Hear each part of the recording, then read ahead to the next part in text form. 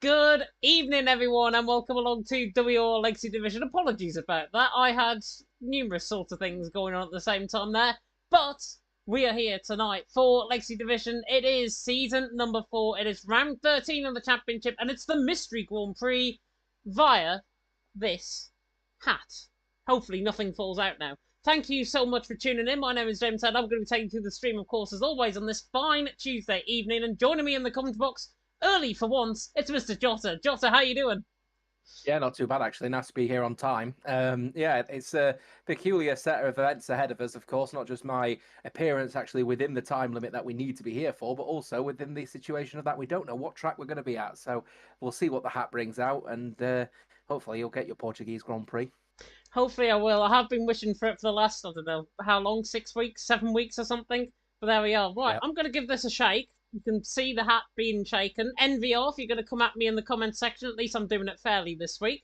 Let's have a look at what we do in terms of the hat. So here we are. Hand is going in. I'm closing my eyes.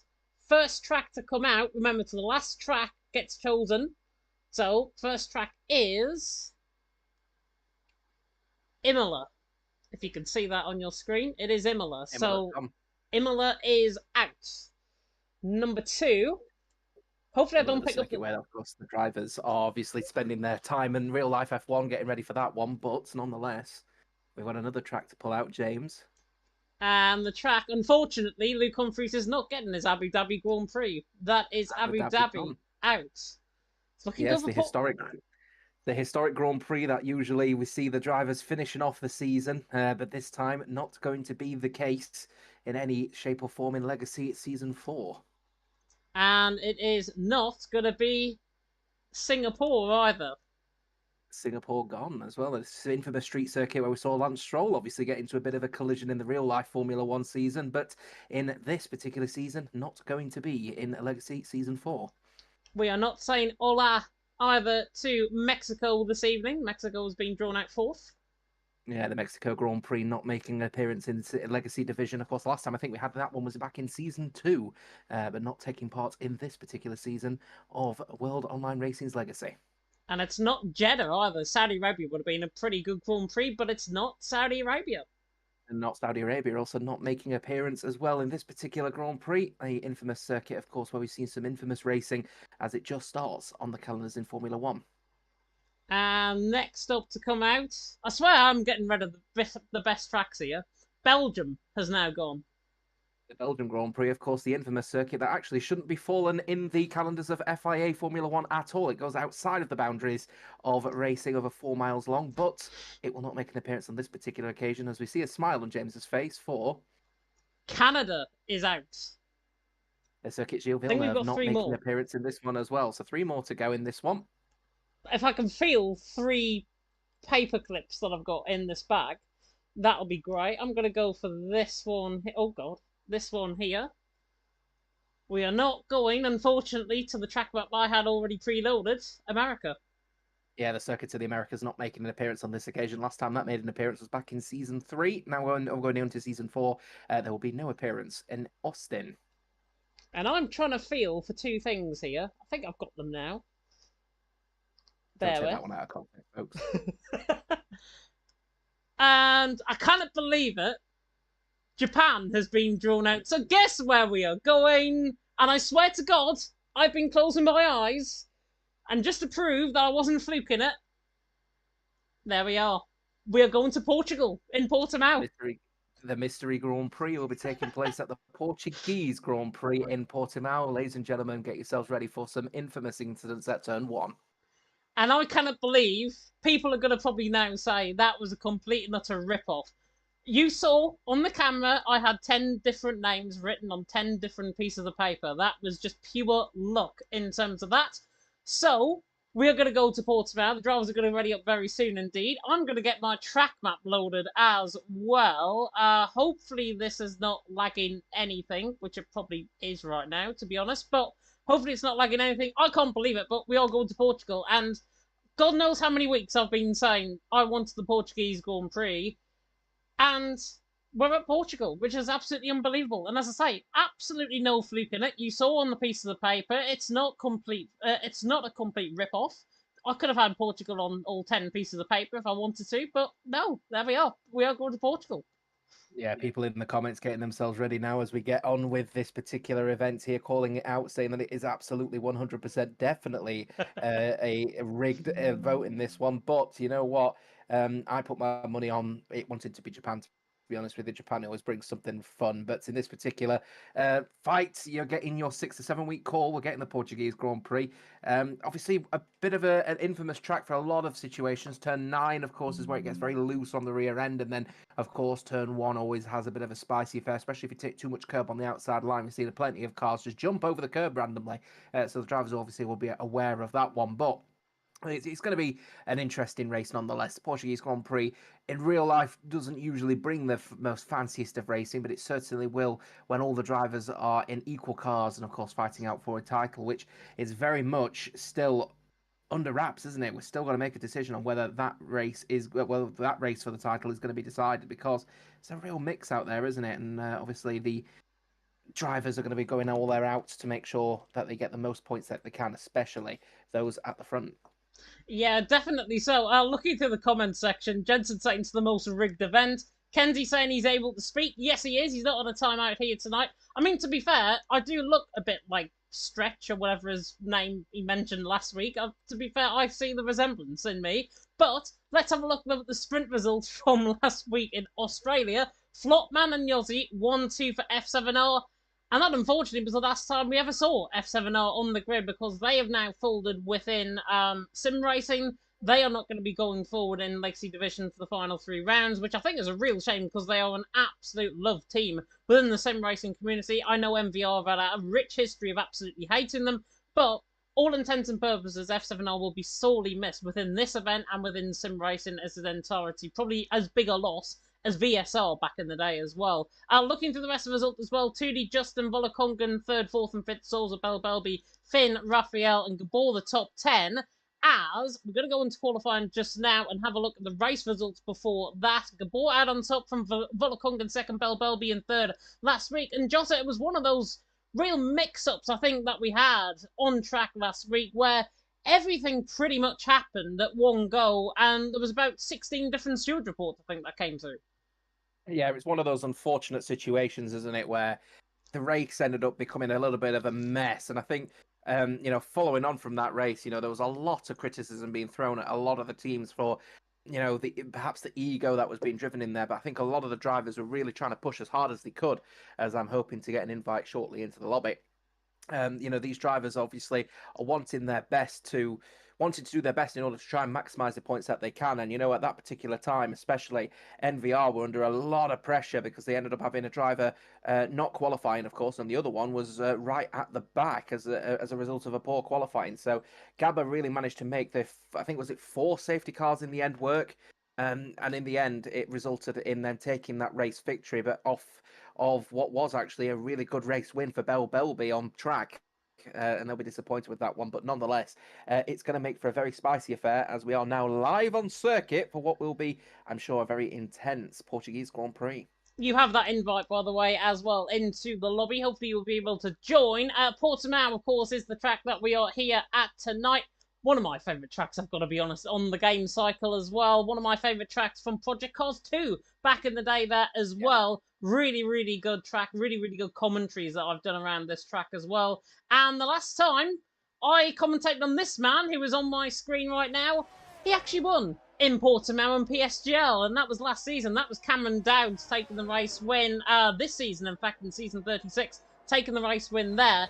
His first win since season 30 of PSGL, and he hasn't won here, I don't think, in WOR until Tier 1 or in Legacy Division. So Cameron Dowds is up against it. He is the first man out on track. Again, people will be coming at me and saying, oh, this is James Head's Cameron Dowds bias that we're going to ride on board with now. It is simply not the case. He is just the first man out on track. Now coming through the right-hander of turn number 15 at Galb, and on the run there down in towards turn 1. He is on a set of intermediate compounder tyres, so this is not going to be as good of a lap as you'll see going forward to Q2 and Q3. Now through the right-hander of turn number 1 through Primera, really fighting the car actually, through turn number 2 now, and then in towards turn 3 at Lagos, and then in towards the left-hander turn number 4, the slight rise, very much a blind crest coming through turn number 4. Get forced out wide there, you will pick up an invalidation. Now down in towards my favourite corner on track, Torre Vip, at turn number 5, 22.9 in the first sector from Cameron Dowds. Not looking too bad at all, but we will see a majority of drivers going a lot quicker than him out on track. They're on that set of soft compound tyres. Cameron now comes in towards turn 7 and 8, in towards Craig Jones' corner now at turn number 8, and then in towards the roller coaster section, famously named, of course, after the real ups and downs that this track provides. Now in towards Portimao at turn number 10 and 11. Pretty much the village that that really negates the circuit. 53.9 in the middle sector from Cam as he now comes in toward the left hand now of turn number 13. Locks up there the rears into turn number 13, and then in towards turn number 14. Looking to try and get a really good exit, potentially on exit here is the Mercedes for Team Chazoo. Chazoo, of course, still leading the championship coming into tonight. We'll run through the standings in a second. Cameron Dowds, though, coming now through the final corner at gap. That's a run of the Autodromo de Algarve, and it's a 120 flat from Cameron Dowds to start off the night. But remember, big caveat, he's on a set of inters, as is everyone else. Yeah, as is everyone else on a lap at the moment as well. We have got a few people that are on the soft tyre immediately out the blocks, though. Keke has come out on a set of soft tyres in the Ferrari for NLR. He just wants to get on with it out here at the moment as well. And I must say, it is quite overcast, isn't it, out here at the moment? So the conditions are sort of prime position for those in the medium and hard. So it's just a shame that they don't have these conditions in the race, because it's not the ideal the conditions to have the softs on in qualifying. Furious comes across the line for TTM on a soft tyre with a 1:16.3, but we are expecting slightly faster laps, I think, coming in throughout this qualifying session. Next person to come across the line, I believe, to set a lap time will be Gabba with 6 and 20.4, but Hazara comes across the line ET8 20.0.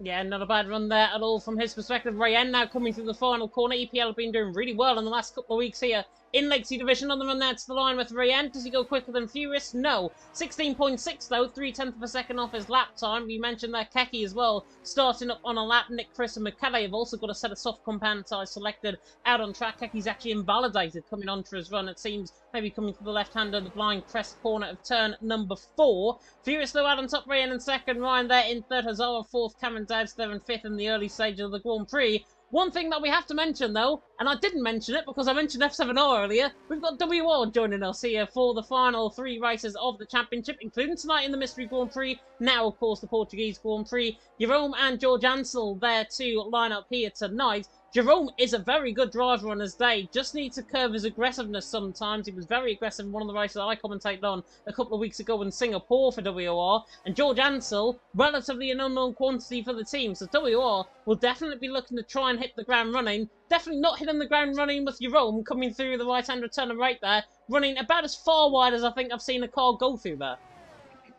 Yeah, quite as wide there in that one here as WOR. Jerome looking to just try and think an early set a precedent here for WOR, to be fair. There's no pressure on them. They're going to finish at the bottom of the standings. You know, there's no shadow of a doubt of those that are actually still existing, of course, within WOR Legacy this season. So there's no pressure on them to really put anything out there. So why don't WOR just send out, you know, perhaps drivers that are in that development phase of them, getting some real first-hand experience in some top, you know, top standard, you know, league racing in Legacy Division. So we'll have to see anyway. But Jerome not going to be completing that lap one, as he's going to dive straight into the pit lane. He is actually going to abide by the speed limit as well by popping in just below 50 miles an hour. So he will be wanting to get their softs in and have another go at this one, I think, here as well. So only a couple of people out on circuit then at the moment as well. Giovanni just leaving the pit lane. Michelle as well. Michael for the Cedar Phoenix Igniters in 14th. He's on an out lap on a set of soft tyres, getting ready to have a go at this one. He's just about to start his lap right now. Well, let's run them over them then. The Alpine on the run up the hill in towards the right-hander now. Turn number 1 at Primera. Kirby saying in the chat, BRT back row lockout pending. BRT definitely not looking that good. Crowding, definitely not being crowded out on track so far. Not getting his lap time in the bottom end of the field there. But McKellar is now coming in toward the left-hander, the right-hander even, at turn number 3, before embarking and through the blind crest corner at turn number 4, and then in towards Torre Vet at turn number 5. And McKellar's first sector, 21.7. Dead on where you want to be, I think, on a first run around here. Remember, because it's a Mystery Grand Prix, it is just traditional format here in Legacy Division, Q1, Q2 and Q3, so 5 drivers will get knocked out in this Q1 session. McKellar now comes in towards turn 7 and 8 in towards the roller coaster section, in towards Portimao at turn number 10. Portimao even, at turn number 10 and 11. Running up the hill now in towards the section of the track, and not looking too bad at all is Michele. 51.3, getting bang on where we expect him to be in this middle sector. Not sure where he is in terms of comparison to everyone else. It is not raining out on track. It's still overcast out on track as well. I believe it is going to be dry the entirety of this qualifying session as well, like it normally is in the race as well. I'm sure we'll get confirmation of that in a second, though, as Michele now comes through the right-hander. The turn number 15 through Gap corner, takes as thin a line as possible, coming through the final corner on the run to the line. Where does he go? Pole. Wow, good lap. 16.2 puts it ahead of Furious. Really good lap that by the CPI man.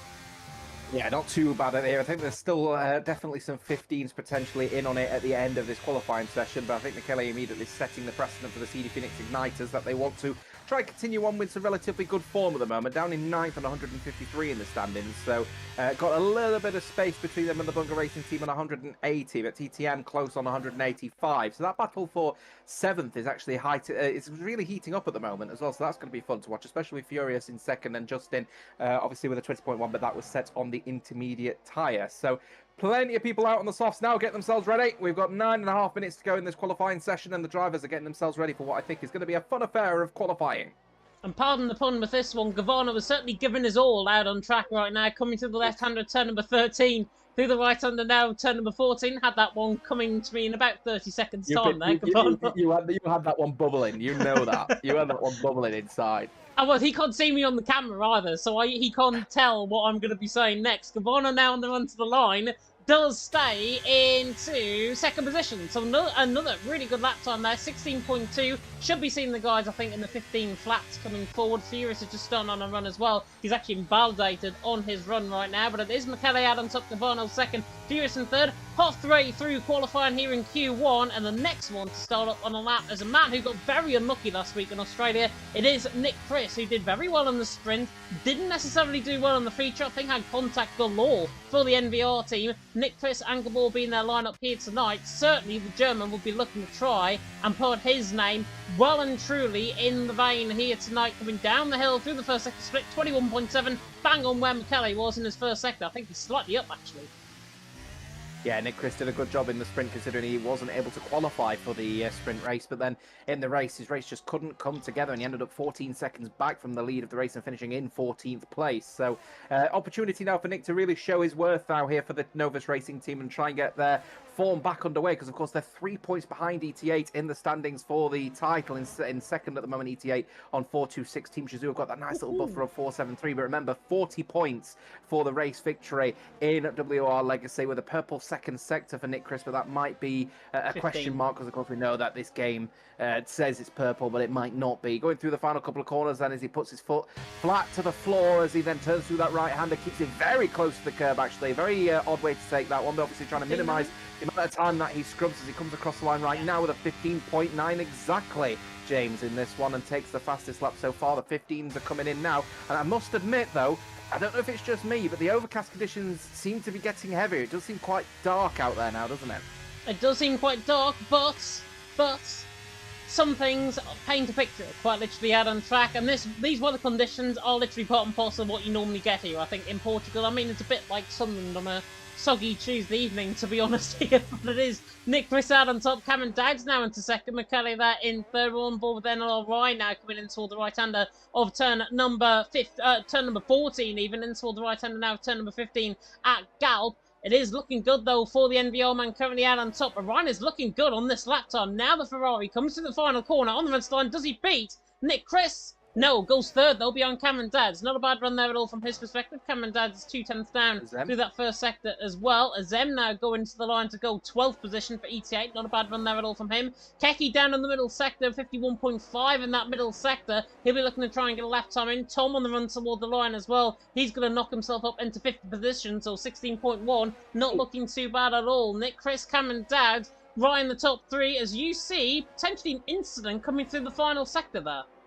No, just keeping an eye on Keke, who's coming through the final couple of corners, losing the rear ever so slightly and only Oh, going yeah. 16th fastest as a result. So lost the rear going through the corner, and then they just had to sort of bring it back in line, drop a couple of gears to sort of snap the rear back in the position he wants to. So yeah, a little bit of a bold situation there for Keke, who is out of qualifying as it stands at the moment. Jerome really struggling in the first run that he had. He's understeering everywhere at the moment. So I'm wondering if because of the late nature of WOR Esports obviously arriving into this tournament, they obviously have not planned for any kind of racing, never mind a mystery Grand Prix. And it validates again here. There's a real risk here. WOR Esports going to have one person knocked out because they haven't actually set a lap time in qualifying here. So keep an eye out on Jerome. Justin is also well off the pace at the moment with a 120.1, but he is flying around this circuit right now.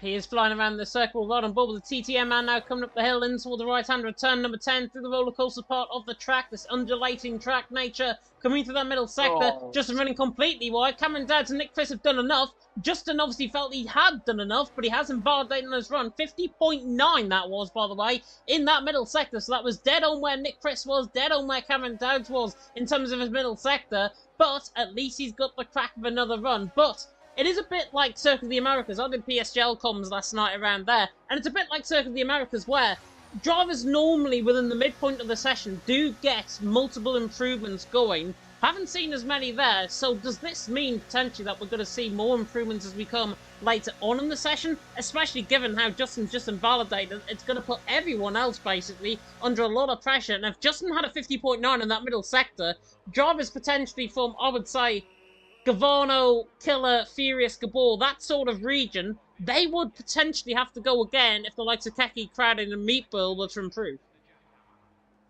Yeah, that's the curious one here. Is everyone now into the pit lane here? 4 minutes to go in this session, and the top five all think that they've made it through now, no issue at all. 15.9, the initial set then by the Novus Racing driver of Nick Chris. Shazua in second with NLR's Ryan in third. I think one thing I'd like to discuss whilst we're just waiting for drivers to get themselves ready here is ET8, because ET8 have obviously found a little bit of form, haven't they, in this sort of middle to end part of the season. And they have now obviously managed to make their way back up to second place now, obviously just tucked in behind Team Shazua by just a little bit less than 50 points. So the situation for ETA is pretty clear. They need to keep producing good results. And there's no disrespect to Azem, but have ETA fielded the best team that they could have possibly done for this Mystery Grand Prix, considering the challenges that come from not knowing the circuit you're going to be at until the night off? So I'm a bit puzzled by Azem's inclusion in this one. Not that I think he's, not quick. He's a very quick driver. He deserves to be in the position that he's in. But you can see there's so many drivers in front of him compared to Hazara. They've done effectively the F7R effect, haven't they? They have, to be honest, and I agree with you. I think each day could have fielded a potentially stronger lineup. I believe Matteo wasn't available here tonight. Otherwise, I think he potentially could have raced in Portimao. Did very well around here in PSGL this season as well. So yeah, I think it does beg the question. I mean, Hazara there in P4, he's already at the session because he's retired. 16.1 is more than enough, I think, to get through. So he's safe. As in they're done in 14th, he's got a 2/10 gap basically between George Ansel and then Keki's further 3/10 back off him. So Azem's got a little bit of breathing room, but that breathing room could become very thin if George, Keki, Crowding, Meatball all decide to improve on their runs and really get toward the top end, maybe like 16.2, 16.3, in and around that sort of mix. We could be talking about thousandths of a second here at the end of Q1 and at the end of Q2 and Q3 moving forward as well. There's Nick Chris out on top, Cameron Dowd in second, Ryan there in third. Looking through in terms of the paddock chat, by the way, that is going on. Smeggy saying from Team Shazoo, nice allegiance I've got to say here from Shazoo, Smeggy. Nick's insane at Portimao. Cameron Dowd has also been insane at Portimao, but Nick Chris is currently doing him out on top as Azem has picked up a 5-place grid penalty for illegal blocking, which means we are going to get a mandatory restart regardless of what happens. Yeah, the restart always happens regardless of what happens, not just because of that situation. The drivers obviously just want to keep it slow and not put too much pressure on the tyres, but then the game incorrectly identifies them as blocking, despite the fact that everyone is on an outlap. So hopefully, fingers crossed, the next game cycle will allow to correct that one, though I doubt it. A couple of people setting their laps, then getting on with it now. Gabba down in 12th, and then we've got George Ansel in 15th. May Killer for the Cedar Phoenix Igniters in 10th. And then Justin coming across the line to get started with his down in 19th. Jerome also starting his lap as well. Needs to set a lap time of some kind at the moment, does Jerome. Oh, he's invalidated at turn 1 already as Jerome, and I think that might be it. That might be it, but his teammate is a tenth and a half up through the first sector. George Ansell looking very, very good indeed. Really smooth coming through that first sector. Now this is the tricky bit. Coming through the middle sector, got Azem, Ryan, Killer, Cavano all on lap times as well. We'll try and follow as many people as possible throughout the entirety of this session. George Ansell now coming in toward the right-hander of turn number 10 at Portsmouth. He's looking very good, I've got to say. Very assured on this lap so far. 51.3, has lost a bit of time, but he is 900s up, so he is going to try and improve. He needs to find, though, a miracle from somewhere in this lap. There's a mistake, I think, further down the field as well from one of the Haasman, potentially. One of the Williams also backing off on their lap times as well. But George Ansell now coming through the final couple of corners on the run toward the line, coming through Galp corner at turn 15. Has he done enough to try and scrape through? He's currently done enough to scrape through. Will he try and put it beyond reach? He does. He goes a tenth and a half quicker. And now Keki has got to find something. He's 2.5 tenths up through that first sector. Gabor there finds a lap time in the end, goes fourth. So he is safe. McKellar there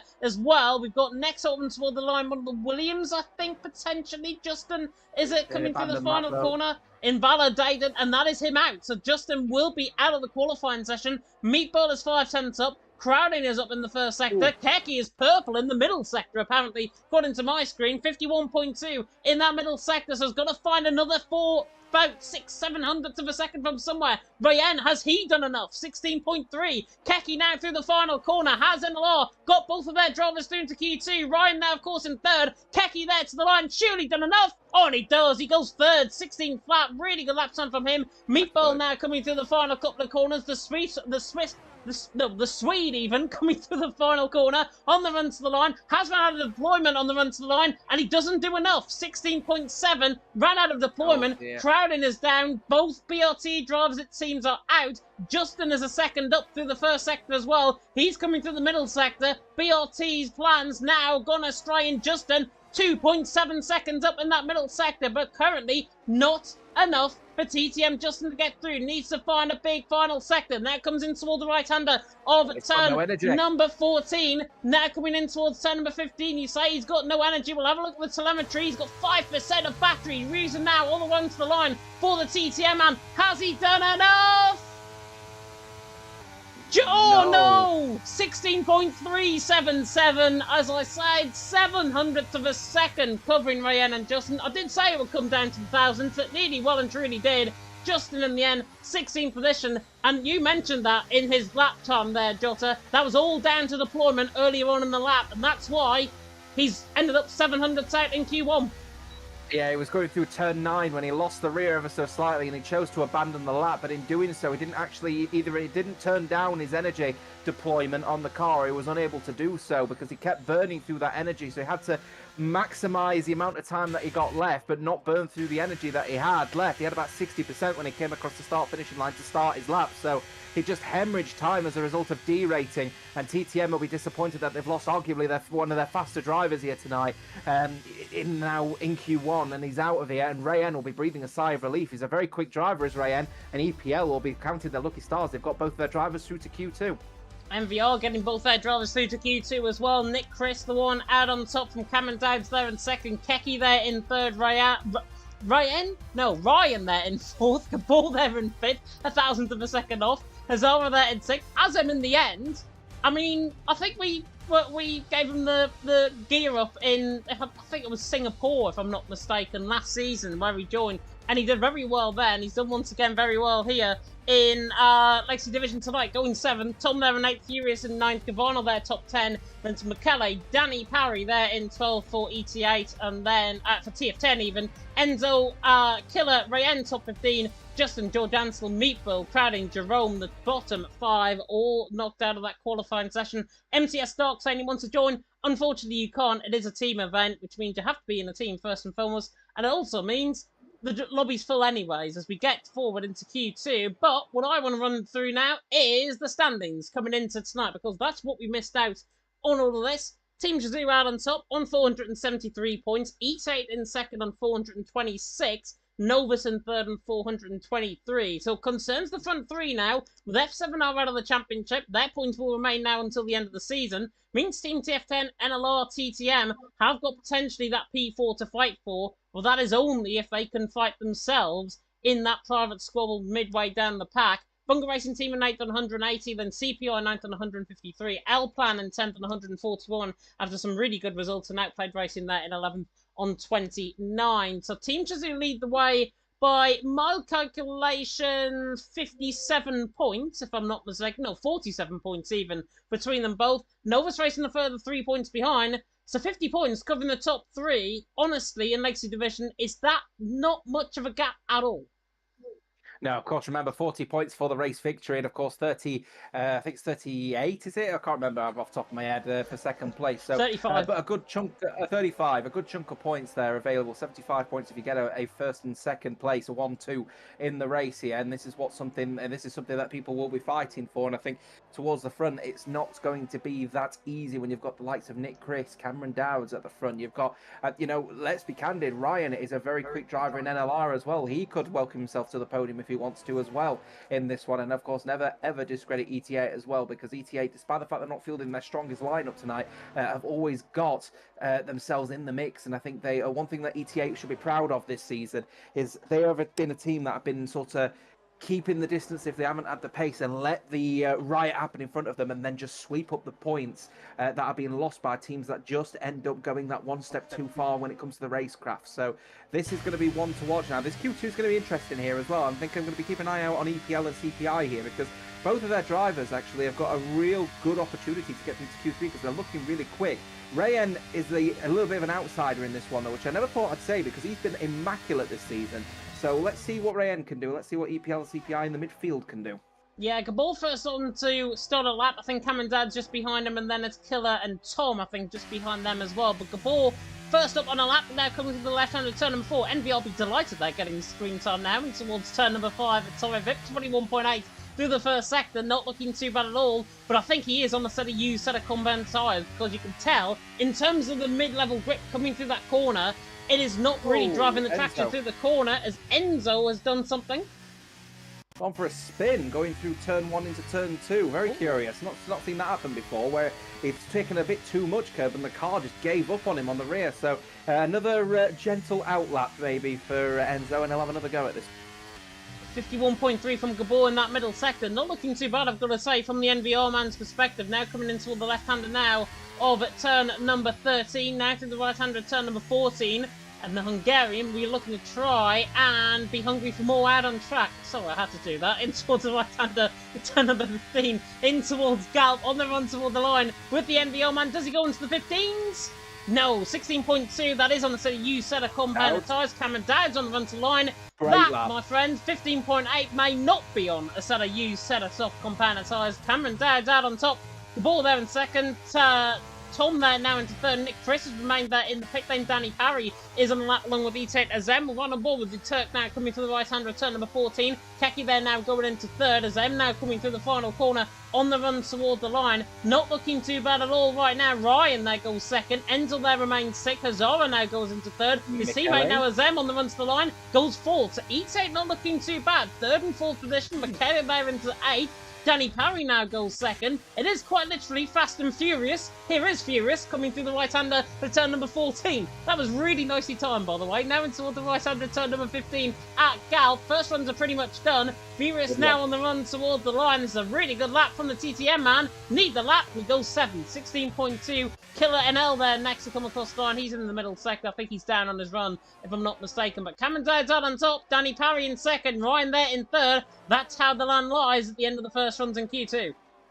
Yeah, Danny Parr and Cameron Dowds are on a used set of soft tyres. That's an immaculate lap time here. We'll have to double check that one. If he is on a new set of softs, though, that will be the precedent setter for Team Shazoo about their strategy. It doesn't look like softs are going to be in their strategy for the race here for Cameron Dowds. If they are new, if they're old, that is a real precedent setter for Team Shazoo on 473 in the standings at the moment here, as we've just seen some people coming into the pit lane. Mikilla just coming into the pit lane. Rayen once again not able to set a lap time, so he's struggling out here. Portugal obviously not one of his stronger tracks. As he only just squeezes through to Q2. At the moment, he's going to be out without a lap time on the board. He does indeed, yeah. We'll really need to try and find something that Chris hasn't got a lap time set on the board either. Down there in 13, he'll be coming out the pit lane very soon. Danny Parry in one of the Aston Martins of E8 having a very slow race coming through the right-hander turn number 15 there. Algarve, but the sun now poking through the clouds here on the Algarve. It is Cameron Dowd on top from Danny Parry in second. Ryan there in third. So Team TF10 not looking too bad right now. I mean, Enzel's out of Q1, Q2 even right now, along with Tom, Nick, Chris, Rayen, and Killer. 3 of these guys have still got to set lap times in. Speaking of which, Rayen is now on another run. He's just coming out of the pit lane, as is Nick, Chris. And of course, remember, next week we are going to be racing on Monday. That is not because of PSGL ending or anything like that. It's because of F1 Sim Racing. It's been mentioned there in the chat. F1 Sim Racing happening next Tuesday, meaning we're forced to go on the Monday, which is not too bad because I now don't miss the semi-final one of Eurovision, which is really, really good. And I like to thank Luke Humphries for giving me the night off on that Tuesday night as well, so I can watch Ollie Alexander get dizzy and see the 10 qualifiers into the grand final of Eurovision. But there we are. Rayen probably doesn't care about Eurovision that much. He's there in P14 on an outlap right now. Yeah, I'm not particularly fond of Rayen at the moment. He seemed to be not confident in the car, and I wonder if that's a little bit of he doesn't like Portugal, partnered with the fact that he doesn't know that he was going to be racing at Portugal. So I would expect he's not going to be on an old set of soft tyres here. To give him the best opportunity of qualifying, they need to just keep throwing soft tyres at him and then just hope that he can get into the top 10 alongside his teammate Giovanni, who's having a really, really good qualifying, actually, in 5th place with a 16.1 on a used set of soft tyres. But everyone should be on a new set now. First person to set a lap time will be Rayen, and then followed by, I think it is NVR's Nick Chris. Just tucked in behind, followed by Gabba, who's just behind him as well. So here we go. Around the final couple of corners, and Rayen will get on with it. We'll see if he invalidates at turn 1.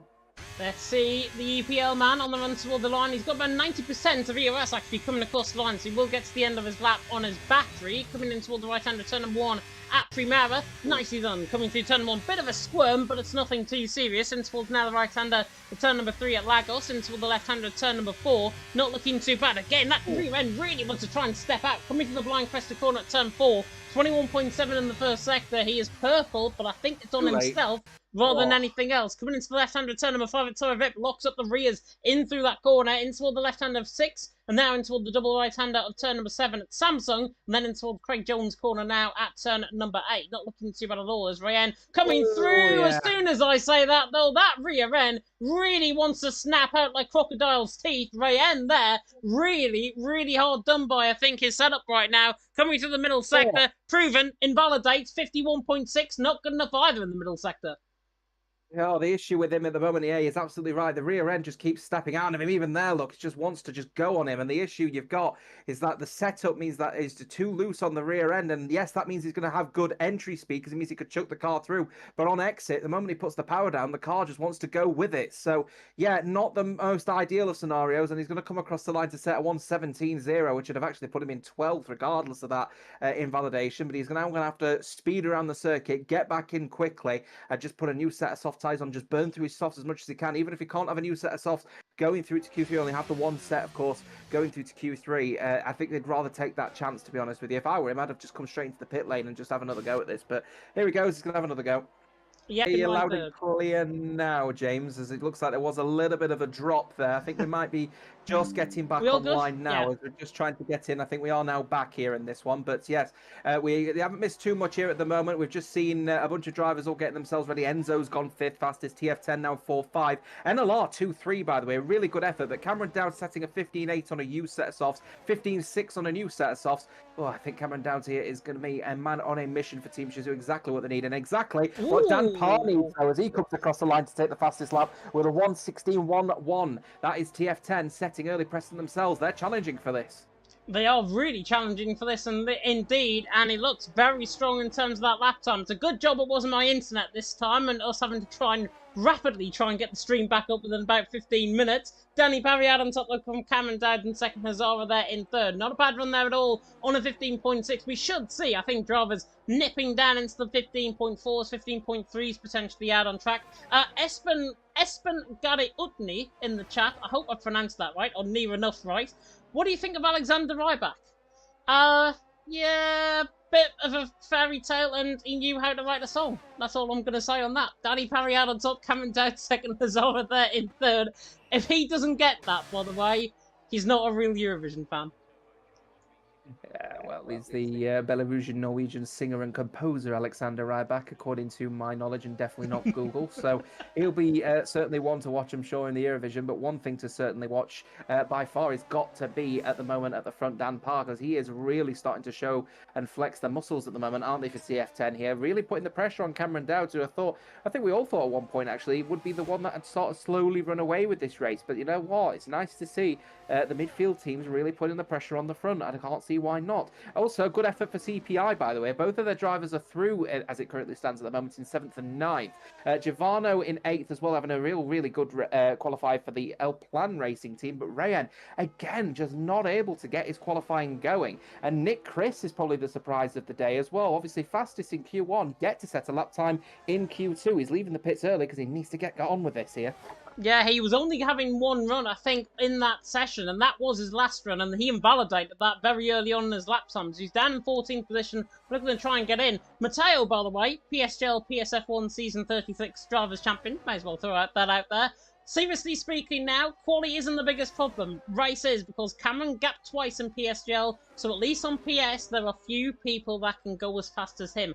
Completely and utterly agree with that. Matteo knows how to be gapped around this track as well. Just to put it into perspective, he was gapped completely by Cameron in the later stages of that Grand Prix, won by about 5 seconds out on track. Azem, though, doesn't care about Cameron Dowd and his gapping on the run toward the line. E8 man goes 6th. Not a bad run there at all. 15.8, really good lap time on the board. Danny Parriad on top, Cameron Dowd in 2nd. Hazara there in 3rd. E8 Azem there, though, going in 6th. So, us trying to dumbfound E-Tate's lineup, I think. E-Tate are now bouncing back and thinking, yeah, just shut up, commentators. Just shush. I think we still have a point, to be fair, though, as it's got a little bit of a gap between him and Hazara. Not as big as it was in Q1, of course, but enough of a gap in WOR Legacy that a couple of drivers can squeeze in between the pair of them, and 4th and 5th, both of the NLR drivers squeezing between both of the ET8 drivers in this Q2 session. So both of the teams are through to Q3 as it currently stands at the moment, but of course anything can happen in Legacy Division, and it usually does. And Cameron Dowd's just coming onto his lap time. He's the first to go on for another run, so he definitely wants to try and steal the airtime back off NVR early on. He is down in that first sector by 700ths of a second. So Cameron Dowd's not looking too bad, but he's not looking too quick either. Through that first sector, now into the right-hander of turn number 8. Now into the roller coaster section again at turns 9, 10 and 11. We'll see what Cameron Dowd is going to set coming through this middle sector split. Mercedes man now coming through the right-hander of turn number 11. And he's up in the middle sector, 50.7. In the middle sector, lightning quick in terms of that middle sector, really finding that time through the middle, now coming through the final part of the lap, through the right hand now, turn number 14, really nice, coming through 14, in towards turn number 15, that is a very good equal downforce setup that he has got on that car. Cameron Dowd, he loves Portugal, he loves this track, he loves Team Chazoo even more, and he goes quickest with a 15.5. Very good lap time, but that lap time, I've got to say though, Jota, from his perspective, is still reachable from Danny Parry, Hazara and Keki's perspective. I'm not convinced that was a new set of soft tyres either from Cameron Dowd. So if it was, then fair enough. But 15.5, there's a little bit more time left to be found here. But he's looking so quick out there at the moment, is Nick Chris. But is Nick Chris the question here? Is he going to be able to keep it within the track limits? It's something he was struggling with throughout Q2. But at the moment, he's able to chuck the car through, and he feels confident as he puts the power down so early around the final couple of corners. He'll keep the foot flat to the floor as he goes over the curb. Once again, very aggressive over the curbs and just able to take the undulation as he goes over the top of it, comes across the line right now, 3rd fastest, 15.638, gets both of the, well, gets himself through, but at the moment his teammate is currently out of qualifying unless he comes across the line right now to put himself 4th fastest. And now both of Nova's drivers look feeling a little bit more confident heading into Q3. EPL are having one driver out at least in Q2 as well. Ryan is invalidated in terms of his lap time, so he's not going to be improving. Tom is the next one to come across the line, I think, in the Mercedes. He is now coming through Galp at turn 15 on the run slide. Really needs to put a lap time in here. Is the Shazoo man. 15.7, dead on. Really good prediction there by my co-coms. 15.7 there from Tom. But is that enough to get him through into Q3? With Gavano there down, he's not improving. Killer down, he's not improving. Enzo is improving. A 10th up in that middle sector. So Enzo there, looking to try and put the likes of Gavano, the likes of Killer, certainly out of this. Killer is already out of Q3. McKelly there is a 10th up. Furious is down, so Furious is out, and TTM are not going to be happy with one driver out in Q1, one driver out in Q2 as well. well. Enzo now for Team TF10, coming to the final corner. The Frenchman, part of that EEC winning lineup back in the day as well. On the run to the line, 10th fastest, and gets through by 200th of a second. But Michele is improving. Danny Parr goes there quickest with a 15.4. Nobody on par with his lap time. But Michele, though, is improving by a 10th and a half. So the Alpine man could yet put out TF10 Enzo. He might think he's made it through. I don't think he has. CPI man now coming to the final corner. He's gone very deep in toward 14. Now until the right-hand return number 15. It's going to lose him, I think, all the time now. On the run to the line. What is CPI's Michele going to do? Could be a 15.8, but what is it going to be? 16 flat. Doesn't get through in the end. Disappointing. Looked a really, really good lap in terms of his perspective. So both CPI drivers are out. Both EPL drivers are out. Gavano and Rayan and Furious are out. He'll be absolutely livid with that lap down in 14th position. But it's Danny Parr out on top. Cameron Dowd in second. Nick Chris in third. So the specialists around here in Portugal, at least from my perspective, second and third. Danny Parr humbling them right now. Yeah, Gavano will be questioning how he's managed to get knocked out of qualifying because he's been flying out there at the moment. But I think that final run that they needed the best from him, they just wasn't able to put it together, and he's out of qualifying, not by much as well, 19 thousandths of a second. So, yeah, disappointing stuff to say the least, you know, for 21 thousandths of a second, rather. I'll get it the right way around eventually in that one, which means he's knocked out by such a small margin. And even then, Zem only just managing to sneak through. So, yeah, plenty of racing to have here, but in that midfield, it's looking especially close for the race. I recognise that Daniele Parodi name. I think it is him, potentially, out on track. And no wonder he's quicker than Cameron Dowds, two good old rivals back on PC. And it is Daniele Parodi out on top, so at least we can give him his full name out on track, which is good. Daniele Parodi out on top, Cameron Dowds there in second, Nick Chris there in third, Keki there in fourth, with Gabor there in fifth, Hazara there in sixth, Tom in seventh, Ryan and eighth, Zem there in ninth, getting through into Q3 for ETA, and Enzo there in 10th by the scruff of his neck, 200th of a second. Covering there himself and Gavano. Gavano, as I mentioned, out. Both CPI drivers out as well, with Killer and Michele. TTM Furious out, and another EPL man and Rayan. So both EPL drivers are out. And Luke making a very good point there in the chat as well. The top 5 teams have got both of their drivers through going into Q3, which is really strong. And perhaps the first time I think we've had that for about the last 8 races, honestly, in this season. Yeah, no, it's a really, really good turnout from them, isn't it, in this one here? And I think Parodi is going to be a really, really good addition for this particular one here. The sun's starting to just leave the clouds now as it starts to warm up the circuit. That will allow the soft tyres to really switch on in this one. So I'm expecting to see some 15.4s, maybe some 15.3s in this Q3 session. Favourite for pole has got to be towards the top. You've got to consider Cameron Dowd. You've got to consider Parodi.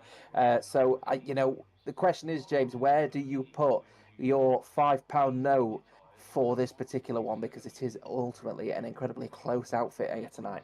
I'm going to go for one of the Portugal specialists, and unfortunately, I'm going bias again. I'm going to go Cameron Dowds, I think, for pole position. I just think Daniele Parodi's lap times have really been set toward the top end of the field. Whether or not he can repeat that is a different thing. Obviously, making that transfer from PC over to PlayStation is one thing, and it's very difficult to try and get back from basically PC side way of driving, basically within a wheel setup, taking that wheel setup completely now onto console, completely different kettle of fish. So whether or not he will remain consistent on that front is a different thing. But I'm going to go Cameron Dowds for pole position, and if I lose to Daniele Parodi, I wouldn't be too bad because it's for the viewers more than anything else. Yeah, no, I'm going to put if I'm going to put my £5 note on anyone, it's going to have to be Parodi, to be fair. He's flying out there at the moment, so I think TF10, I've got maybe a little bit of an outside chance, not just getting a podium, but potentially a race win tonight, which is exactly what they need at the moment in their battle with the likes of NLR. Of course, both of their drivers also through to Q3 as well. So TF10, NLR, that battle for 5th place in the standings at the moment, are in a really, really good place here. And of course, remember, they are only separated by 12 points in the standings, 40 points for the race win, 35 for second place. And F7R, what was F7R, of course, in the old McLaren outfit, now racing in that seat is WOR. 354 points. So the gap between TF10 and F7R here is just a little bit over 104 points. So, you know, if TF10 and NLR could really have a good, real push towards the end here, there is an outside chance that they could potentially claim 4th. So let's see what this kind of qualifying and what this race does, because it might just enrich the TF10 team and try and get them that 4th place that perhaps they're searching for. Definitely so, yeah. And on that front, actually, just to come in from ET8's perspective in terms of their recent signings, I know they've recently signed Flopman and Renz. Obviously, Flopman and Renz have been used for F7R, so they can't be used, I don't believe, for ET8 going forward for the rest of the season. So that is something that ET8 is going to have to be driven on. They're going to have to rely on their current drivers. They can't rely on potential F7R drivers coming into the team and really reaping the rewards, because we obviously saw Flopman and Yossi doing very good stuff for F7R last week in Australia, and really coming alive, I've got to say, out on track in numerous races, I think, this season. And of course, the title-winning team even of last season as well. They will be sorely missed within the sim racing community, but it is everyone else's team's gains, I think, in terms of the sim racing community, because they are picking up on the free agents currently. I know Yossi is still a free agent right now, so it is going to be really interesting to see how the ET8 drivers, and indeed all teams, basically try and sign the best drivers they can, to be honest, going into the silly season and going on to F1 24. However, the man coming first out on track is the NVR man and Nick Chris, one of the specialists around here in Portugal, as I've been told there in the chat. Now coming from the right hand at turn 15 on the run toward the line, and we'll see what he can do on the run now down and toward the right hand even. Turn 1, I haven't even got up the telemetry or anything up, so there we go. Telemetry all up, and now we can go out and ball with the German and Nick Chris coming to the right-hander at turn number 3. Of course, former FLT driver back in the day, Nico Benz, coming to the left-hander at turn number 4, coming through the end of this first sector split. 21.5, he is definitely not on a new set of socks. Yeah, I know he's flying out there at the moment. Ian, just keeping an eye out on other people around as well. Of course, Gabba just getting himself on a lap as well. He's been fairly quiet, actually, as is Nick Chris's teammate in this qualifier. But I think you don't ever discredit him from a potentially a good race result here, because Gabba's able to just really sort of tie up the pressure and play mind games with people quite well. It's just unfortunate that occasionally at Australia it did seem a little bit on the over-defensive side, to say the least here. As though, wow, he's mentioning that, sorry.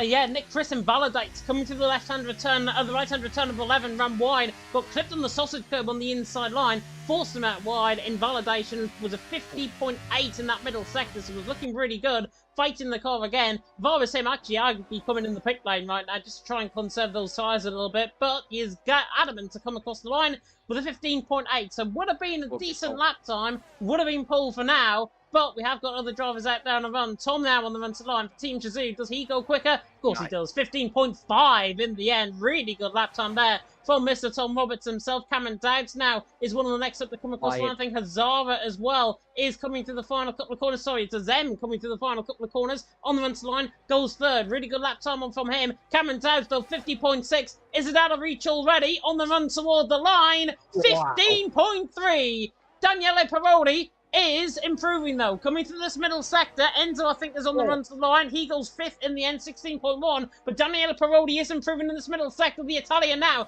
coming through the right-hand return 15. Isn't enough to dethrone Cameron Dowds off pole position right now. Nowhere near. 15.5, 2.5 tenth gap to try and gain. Cameron Dowds has got first blood out on track here. Keki on the line goes 7th. Nick Chris, as I mentioned, invalidating, but Cameron Dowds out on top. Tom in second, Daniele Parodi in third. And so far, it's going how exactly I thought it would go in terms of the script.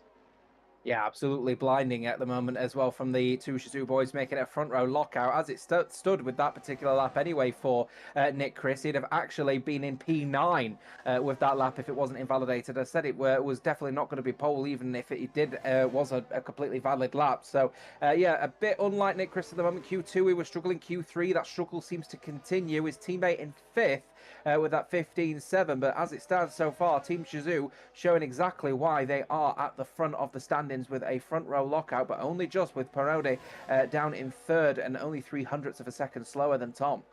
One of the goats on PlayStation there in the chat, Kai Kinch, saying Cameron's put party mode on.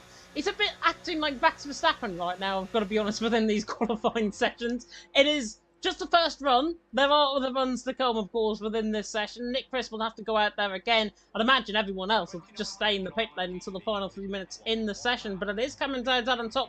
Tom in second. Daniele Parodi there in third. Hazara there in fourth. Gabor, Ryan, Keki, Azem, Enzo and Nick Chris, the top 10 in terms of Q3.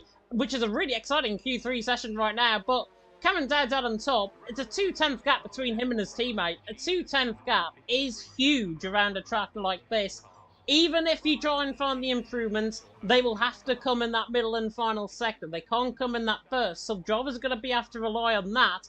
But Cameron Dowd's 2/10 gap over Tom. Tom there can protect somewhat to Daniela Perron and Hazara. Obviously, this is the qualifying session, so he has to think about his own laps. But Shazoo 1-2 right now, they are definitely cooking right now out on track. Liam Bowman's saying a 0.3. I'm going to even be bolder in saying Cameron Dowds is going to set a 0.1.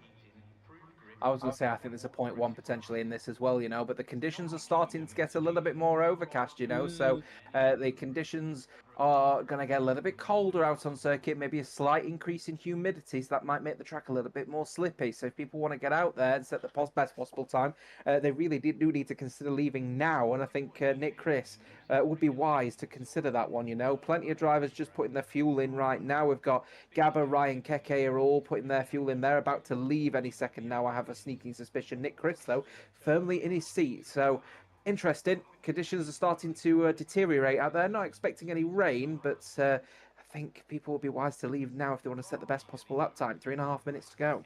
Yeah, definitely so. Very interesting look, by the way. I'm doing EML commentary tomorrow night, and I've just had a look at the lineups. Cameron Dowds and Tom are in for EML tomorrow as well, so they are getting a little bit of practice in, obviously, for that race in Abu Dhabi tomorrow. Cameron Dowds and Tom here in Portugal, first and second currently, so they are in good form, which is good enough for me because I can put that in my notes for tomorrow night. And it is really good because if you do want to see more action across entirety of different platforms, PC, PlayStation, Xbox, WOR has it all here. There are other leagues, of course, out there you can go and scout yourself. And it's a real community feeling, I've got to say. Within the end of the game cycle, it's pretty much now who is going to be the next top dog, basically going on to F1 24. We're in that down period now, but it's good from us from a commentary perspective because we've got other comms going on. I certainly have. I'm not sure if Jota does currently, but I think it's really good to see numerous different drivers and numerous different events, I think, throughout the course of a week. And that's how they put their practice in. At the end of the day, if you don't put your practice in, you're not really going to get anywhere. And these drivers are the pinnacle of PlayStation right now. And just while I'm on PlayStation, just thought I'd bring up the fact that 9 of the top 10 drivers are PlayStation.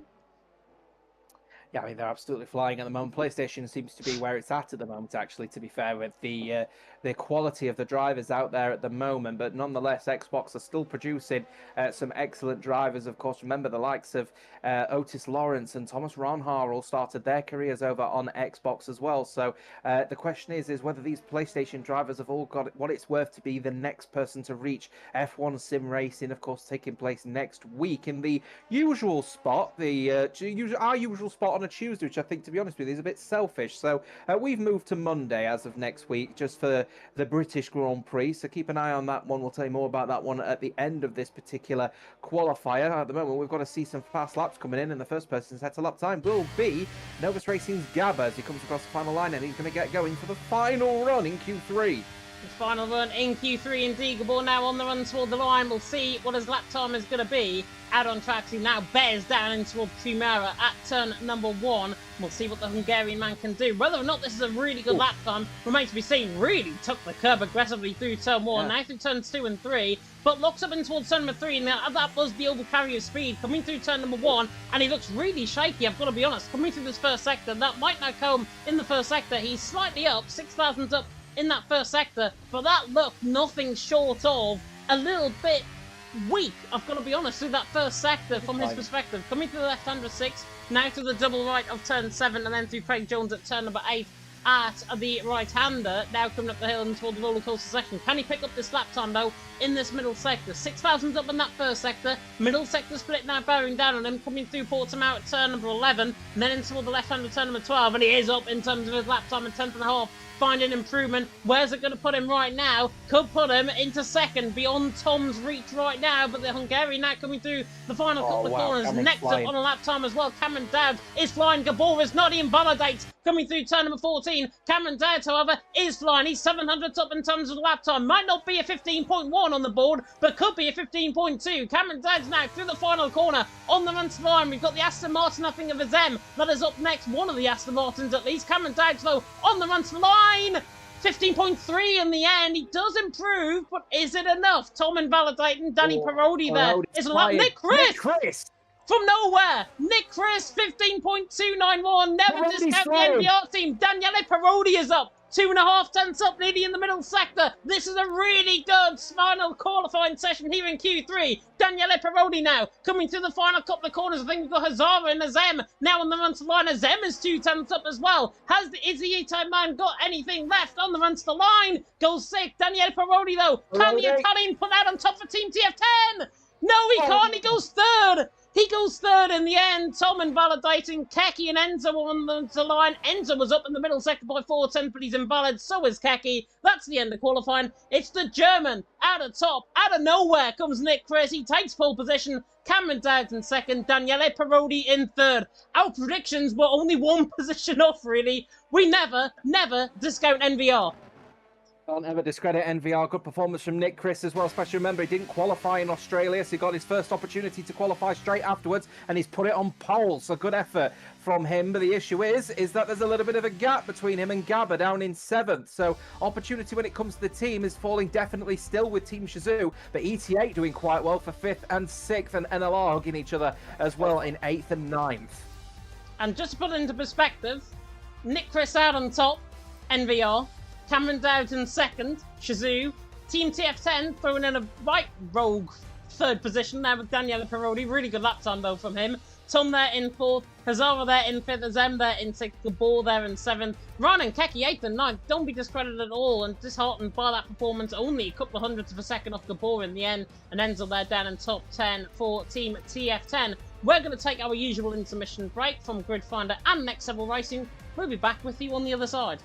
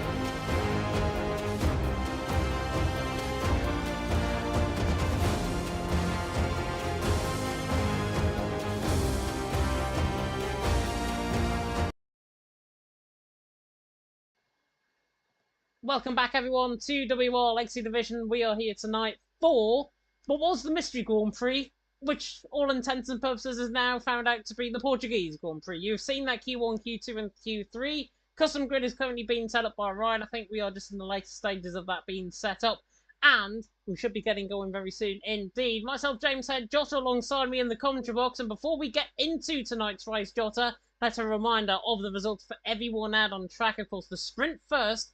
F7R 1-2, their final 1-2 that they had in Legacy Division with Flopman and Yossi picking up that brilliant 1-2 finish in the sprint last week. 2D there in third, Justin in fourth, Volakongan in fifth, all ending up within 2 seconds of each other come the end of the race. Zelzel, Belbelby, Finn, Raphael, and Gabor ran off the top 10. And that sprint race, honestly, I know we were in a land down under, but it was pretty much Dutch domination and a bit of French domination in terms of Flopman getting that P1 out on track.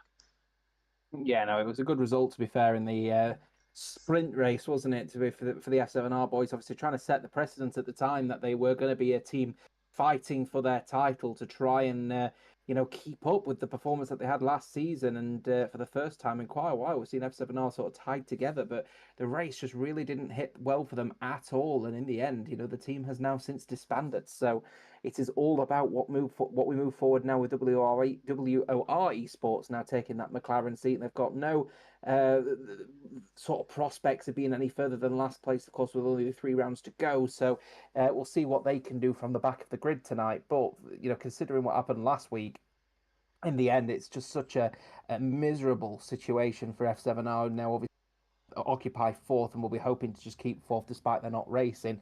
And TF10 NLR have got an opportunity potentially to close down that gap and potentially take fourth out of the hands of the championship. What was the championship defenders? Yeah, definitely so. Obviously, it's going to be really interesting, I think, to see how all of the dynamics from last week, all of those incidents from last week now rear their head again here in Portugal. We are about to get going, actually, out on track. So instead of showing the race results, I'll show the standings coming into tonight. Team Chazoo out on top on 473. ET8 in second on 426. 47 points difference between Chazoo and ET8 right now. Novus Racing there in third on 423. F7 are, of course, out of the championship now in fourth on 354. They may stay fourth with the final 3 rounds of the championship remaining. Team TF10 in fifth on 250. NLR sixth on 238. That'll be a tight fight with Daniela Parodi, of course, getting up there in qualifying for TF10. NLR with 8th and 9th in qualifying as well. TTM and Bunker Racing Team 7th and 8th, 185 and 180 points. That'll be a close knit fight towards the end of the season as well. CPI in 9th and 9th on 153. L Plan there in 10th on 141. Outplayed Racing 11th on 29. And because Luke Humphries can't afford a 12th team right now, WOR Esports haven't made it onto the graphic just yet, unless they score points, of course, here tonight. Team Chazoo, though, out on top, 47 points advantage coming into tonight. They did have a very good qualifying session in the end. Cameron Dad's there in P2. Each side a little bit further down the field. It is all looking like Team Chazoo's really to lose right now. However, Novus Racing, Nico Benz out on top. Third position for them in the standings. They may well and truly get up the field here tonight, as we are in a very dry Portimao. Yes, and just keeping a firm eye as well on the battle involving 6th and 5th, as Afa mentioned before, TF10 and LR battling between each other with a gap of just 12 points. They've got an opportunity to potentially take that F7R position as well, of course, and that is a prime position for the likes of TF10 with Daniele Peroni in third, and of course Enzo down in 10th, looking to take the scraps of points. TF10, on the other hand, in 8th and 9th, looking to climb up the standings, and ET8 looking to just try and swallow up the points they can for second place, and obviously trying to close down the gap if they can on Team Chazoo. I'm very keen to see what they can do over the next few rounds of TF10 NLR. Can they close down the gap on F7R? Potentially put F7R into the bottom half of the table, with TF10 and NLR looking to try and get 4th and 5th. So it's all about that, and then of course keep an eye out nevertheless on 1st, 2nd and 3rd. Chazoo 473, ET8 426, Novus 423, and they are all in the mix at the front. Dirk Blair saying in the chat, Team TF10 representative, I think, here tonight, and of course PSGL PSF2 championship winner this season. Weather is 5 dry, 1 rain, 1 dry. Now, you can only have 3 weather slots, I think, within this game, so it could be dry, wet, dry, I think, is what the obvious, I think, is going through my head. So could mean, essentially, with that threat of rain around midpoint of the race, could we see drivers starting off in a set of soft compound tyres, potentially? Potentially, we'll have to see. I'm just taking a look at the race director at the moment, and there are a bunch of people I've elected to move over to the soft tyres as well. Just looking towards the front here, you've got Daniele Peroni's on a set of softs at the moment with Azem rather for ET8. Gabba is also on a set of softs for NVR. Ryan is also on a set of softs on that medium tyre now for NLR, and then Enzo still on a soft as well. There's only one person electing to start on a hard tyre at the moment, and that's Furious down in 14th for Top Tier Motorsports. So a little bit of a mixed bag out there at the moment. Plenty of mediums going on now. Soft tyres still on a few cars though. Definitely so. We're about to get going, I think, out on track very soon indeed. Ready up has not been given, I think, from my perspective at least. Oh, it has, because the 5 lights are now going out right now here in Portimao. And it is lights out and away we go. Nick Chris gets a very good start off the line, but Cameron Dowd is much stronger off the line. He'll be up the inside line and towards turn 1. Nick Chris, though, in the second phase of the start, will lead in towards turn 1. Cameron Dowd's up the inside line, tries to hang on. Danny Parodi there in third. Tom there in fourth. Hazara there in fifth as they come now through in towards turn 3 at Lagos for the first time. Bit of scrimmaging further down the field. Rayen, George Hansen getting very close in the background. A shot there, but Nick Chris leads from Cameron Dowd in second. Up through the field, Gabor there trying to make ground now on the inside of E8 Azem to the inside line, trying to get the job done. In the E8 sandwich in towards Torrevet, forces the car right the way through on Azem. Enzo forces through there, and Keki in the behind as well. He's through and he's into 9th. Keki there in 10th for Rayen, fighting with Furious aggressively now. Double right-hander of turn number 7 and 8. Awaiting them, and Rayen around the outside and Furious gets the job done. He might even get McKelly coming out of the corner as well. He's now on the run up the hill and towards turn 11, but nearly at the end of lap 1. Nick Chris leads the way. Cameron Dowd in second, Danny Parodi in third, Rayen even not going for the move of McKelly. Crowding George Ansel out of room, and he goes down to 17th. And I think George Ansel, if I'm not mistaken, might have left side end plate damage on that car. I think he does. All the drivers keeping relatively nice and tidy at the front of the field, though Gabba is trying to push as hard as he can because, of course, he's on a set of soft tyres, so he needs to make the most of these soft tyres before they fall off the cliff. Everyone else around him on the medium, so it's a bit of an inverse strategy happening for Gabba. If indeed there is rain happening, this Cameron Dowd's going to switch positions with Nick Chris. Shazoo now leading this race after just the second lap of 33. Yeah, and he wants to be at the front, Cameron Dowd. He was in this position in PSGL, and he dominated from the front as Hazara and Gabor really getting the elbows out there. Hazara defending to the inside line. Through turn number 3 now, to the left-hand of turn number 4. And Gabor there is now on the front foot. Danny Parodi on the back of Nick Chris. Nick Chris is in trouble on the outside line. Hazara tries to go around the outside as well. Could be a double move. Nick Chris, though, trying to force Danny Parodi out of room. He does. Hazara there, just about alongside on Tom. To the inside line, trying to get the job done. The Norwegian to the inside line on the Brit. And the Brit has been humbled there because Hazara pulls off a brilliant move to the inside line. Off turn over Craig Jones. Job done for Hazara. The corner named after the Australian. Hazara there through and he's into fourth. The Norwegian finds his feet. Gabor now right on the back of Tom, coming through the middle sector and now into the final sector once again on lap 2. Yeah, James puts his teeth back in as Tom is doing a really good effort here, actually, to try and defend off of Hazara. But you know what? In fairness, they were all pushing each other just slightly off of the circuit, and I think it's all in fair warn, to be fair. Hazara using the tarmac on the outside to get the traction out where he was forced off and takes P4. But I have a feeling his position may be compromised here. He's not got that much of a toe versus the battle happening between Nick Chris and Daniele Peroni. Tom now getting overtaken by Gabba. Gabba maybe looking on Hazara going into turn 1. He likes not to and tucks in on the inside line. Daniele Peroni not able to make the overtake in the end on Nick Chris. He stays in P3 for TF10. Yeah, definitely. Joss has definitely got beer on his mind in terms of Peroni. It's Parodi, it's pronounced out on track.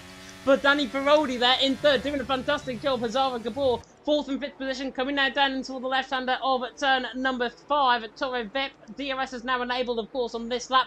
Won't be actually enabled until we get around to the next part of the track with the DRS detection zone, of course, through turns 3 and 4. Cameron Dowd still leading the way, Nick Chris there in second, Danny Parodi there in third, Hazara there in fourth, Gabor there in fifth. I honestly thought, though, Jota, Gabor would have made more ground than what he has. He's there in 5th position, has made up positions, but not as many as what I would have thought. And looking at his battery usage early on, his battery usage is 46%. Tom there right on the back is on 83. Gabor's used up all of that battery, and for what? He's only gained, what, 2 positions? Yeah, I mean, at the moment, he's obviously struggling at the moment with the front and the rear end occasionally. On the front, he's currently struggling through this corner, and then he'll get an occasional snap out of certain corners. So I'm wondering if he starts to overdrive the car a little bit, down to 36% ERS. Everyone else around him on a bit more than that. So he is obviously considering a little bit of an overdriving tactic here just to burn through his softs as much as he can. Cameron Dow setting the fastest lap of this race and already putting a second gap between him and the NVR man of Nick Chris here. So Nick Chris actually started the DRS train from second all the way as far down as 15th. And this is what he does best. He absolutely dominates from the front around here in Portugal, whilst not using much ERS, but he has got 36%, same as Nick Chris in behind. Danny Parodi there in third. Everyone's been into the pit lane further down the field, by the way. Meatball there into the pit lane, along with Killer NL. Furious Justin all into the pit lane. George Ansell is going around the outside of Killer, actually, into turn number 1. He's actually on the inside of Justin, even, in towards turn number 1. Trying to get job done for the WOR man. Oh, but well Justin holds it around the outside, and that is the skill level difference right there. And George Ansell goes for a half spin, coming through turn number 3. I think my comment there is going to be now on dumbfounded ears, I think, from George Ansell's perspective. Justin there on the back of Meatball there in 16, Justin there in 17, trying to hang on. But Cameron Dowd's already gapping Nick Chris out to 1.6 seconds. Mateo will back me up in the chat when I say this. Cameron Dowd is not even close right now to the rest of the field. Danny Parodi is, however, close to the back of Nick Chris, running down the straight in towards turn number 1, and the Italian gets the job done on the German. Might be a bit like the Euros later on in the year. Yeah, Daniele Parodi or Daniele Madri or Daniele Budweiser, whatever beer you drink. A great result, actually, for the TF10 man now to get into second. Nick Chris not really getting his race going here. I don't know if he's struggling a little bit with a bit of graining on the tyres, but he's just really not confident at the moment in a racing trim versus maybe his teammate at the moment, now down in 5th. Gabo could really consider getting a move on here, put Hazara under pressure, and that might just allow maybe a bit of a team tactic to switch the drivers for third, because the soft tyres will not go the distance compared to the mediums, obviously. So he needs to make the best of these soft tyres. And at the moment, I'd argue Gabba probably isn't. He isn't, and yeah, Gabor, I think honestly, as I said earlier on in the race, I think honestly from his perspective, he has done very good on those tyres, but he's only gained 2 positions off the race start. And for me, that is very concerning around this track, because he's stuck in a medium train, essentially, with Tom Azem in behind Azor and Nick Chris ahead of him. And he's going absolutely nowhere quickly. In fact, he's actually being caught by Tom coming through turn 14. And it seems like a ball. I'm not sure if there may be something wrong with the car, maybe something in terms of the setup. But Tom is right on the back of him, coming to the final corner of turn 15 at Gal. On the run down towards turn number 1, Nick Chris is trying to close in now. Danny Parodi flies to the outside line in towards turn 1. Job done for the German. Flooney's into second. Danny Parodi there in third. Runs out wide slightly there, the AlphaTauri. But he is Flooney's into second. Danny Parodi now will just sit tight and relax in behind. There was a little bit of scrimmaging further down the field. I think Tom nearly getting onto the rear end of Gabor there, which was looking very close indeed. To come now into the DRS detection point down and towards turn number 5. Cameron still leads. Nick Chris in second. Danny Parodi in third on lap 6 out of 33 in Portimao. Yeah, Nick Chris losing the rear ever so slightly, going through turn 3 is why you hear me go, ooh, because it's looking like he's managed to get past Parodi, no issue at all, but now he's going to be under the pressure of trying to hold on that little position in P2 at the moment. Of course, without the DRS on Cameron Dowd at the moment, he's flying out there at the moment. He's a bit of a man in his own race at 1.7 seconds, the gap between him and the rest of the field. Shazoo Tom getting nice and close to Gabba though here. Gabba really struggling on these soft tyres. Wondering if there's a bit of graining starting to happen or a bit of blistering starting to happen now on those soft tyres. 6 of 33. You'd expect probably only 5 or 6 laps of good racing on these soft tyres before they really start to feel a bit uncomfortable. I'm just looking here and there is a little bit of graining on the rear left tyre, and there's a little bit of graining on the front left. There is a little bit of pressure now on Gabba to try and make these soft tyres last as long as he possibly can here, but it's going to be a pretty easy overtake as Shazoo Tom welcomes himself back up to P5. Just about gets the job done in towards turn number 1. I thought I was going to put unwanted pressure there on the man, the 2-time F1 Esports Challengers man, and Tom Roberts, but he's into 5th. Gabor there in 6th, Azem there in 7th, and Azem is now looking really quick on the back of Gabor. Gabor's gone through those tyres way too quickly out on track.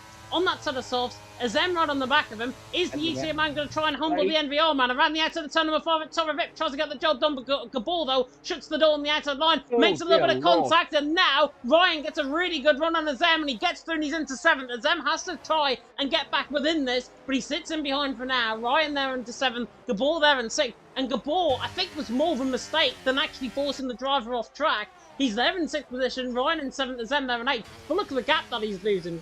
Tom is pulling out considerable gaps already. 9/10 of a second. He could be out of DRS range. And if this is the case, Gabor could create a big split in this train going through into the halfway stage of the race.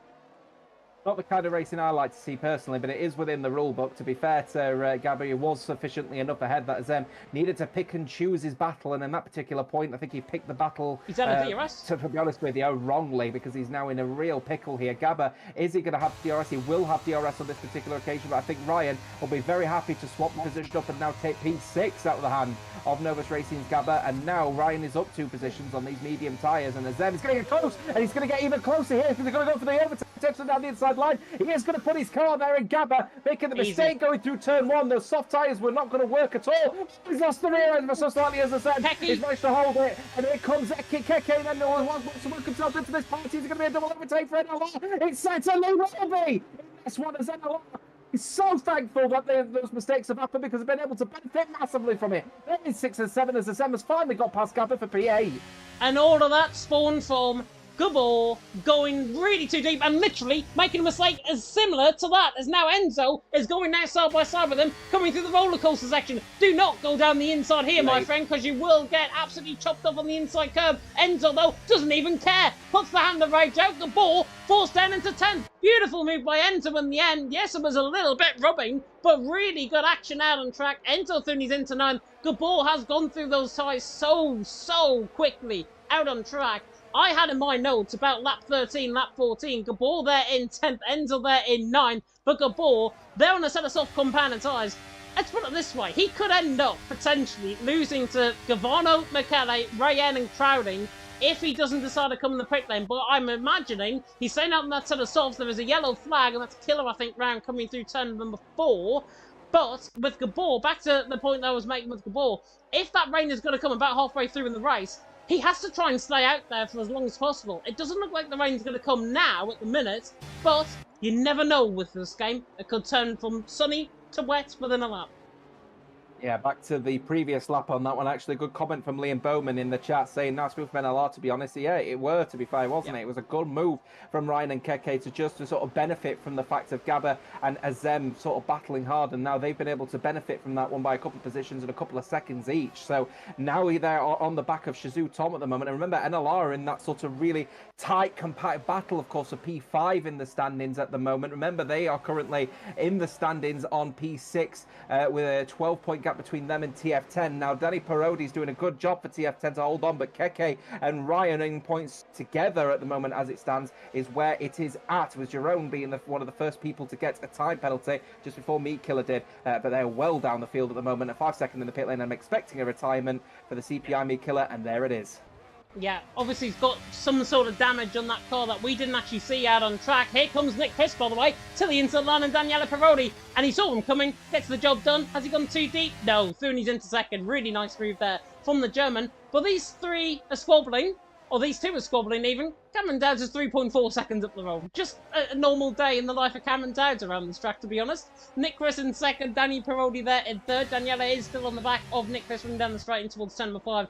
Not quite close enough. Neville there in the chat saying safety car, please. I mean, safety car could work, potentially, in terms of this. The yellow flag, by the way, is just for Killer NL's car coming out of the pit lane. There is a side-by-side battle between Meatball, Furious, and Justin. Meatball's got both of them. Justin's got his teammate down in towards turn 1. Just seeing that on the mini-map. Really nice battle, that, between the three of them. Really good stuff indeed. Cameron Dowds, though, 3.6 seconds. What is a safety car ideally going to do for the front runners? Well, it's going to double stack quite a few of them, because Cameron Dowds will get double stacked. Potentially Ryan and Keke will get double stacked. Hazara, Azem. That is not what the top 10 would want, I think, at this stage. They would I can't even speak. Would not want an interference really within this race. I think from the further down the field, Meatball, Justin, Furious, George Ansel, Jerome certainly would, because they will absolutely take a safety car right here and now. As Daniel Parodi, I think, made a mistake coming through the final corner, and Zara's right on the back of him towards turn 1. Yeah, he absolutely did make a mistake in that one, actually. Lost the rear ever so slightly, but I think stay within the DRS has allowed him to just keep within touching distance of Nick Chris. And to be fair to Hazari, he elected not to put Parodi under too much pressure. So he's just holding his own at the moment, is Parodi. And like his beer competitor Foster's, I think that's a good call. It is a good call indeed. Looking through the chat as well, Blackbox there in the chat saying good evening to everyone. Guten Morgen, I think he's trying to say there. I mean, it is a good, I can't even pronounce good evening, to be honest, in any of my languages, but there we are. Cameron Downs leads the way. Nick Chris in second, Daniele Parodi in third, but Daniele Parodi right on the back there, Nick Chris. I mean, Nick Chris's ERS, really good management so far. 84% of ERS, Cameron Downs on 41. What is that 84% though going to do for Nick Chris really in this race, bar close up a couple of tenths? It's not really going to do much. Cameron Downs has gapped him. Nick Chris, I think, is just in a battle for second right now, I'll be honest. Yeah, I think Cameron Downs has certainly welcomed himself into the Max Verstappen party here with how much he sort of gapped the rest of the field here. And I think he really worked quite well prior to the DRS zone activating. It allowed him to just pull that gap versus everyone else, pull the 1.1, and now everyone battling with each other is just going to allow him to just drive the rest of this race as Parodi makes the overtake and decides to put himself back into second place. Ooh. Nick Chris and Parodi working with each other. Now into second place is the TF10 man. And while this is all happening, Ryan Keke still just closing up the gap between the front here, but I'm starting to sense Hazara is beginning to struggle ever so slightly on the rear. I've seen a couple of times where he's had a couple of snaps here. So is he beginning a push, I wonder, or is his tyres beginning to switch off?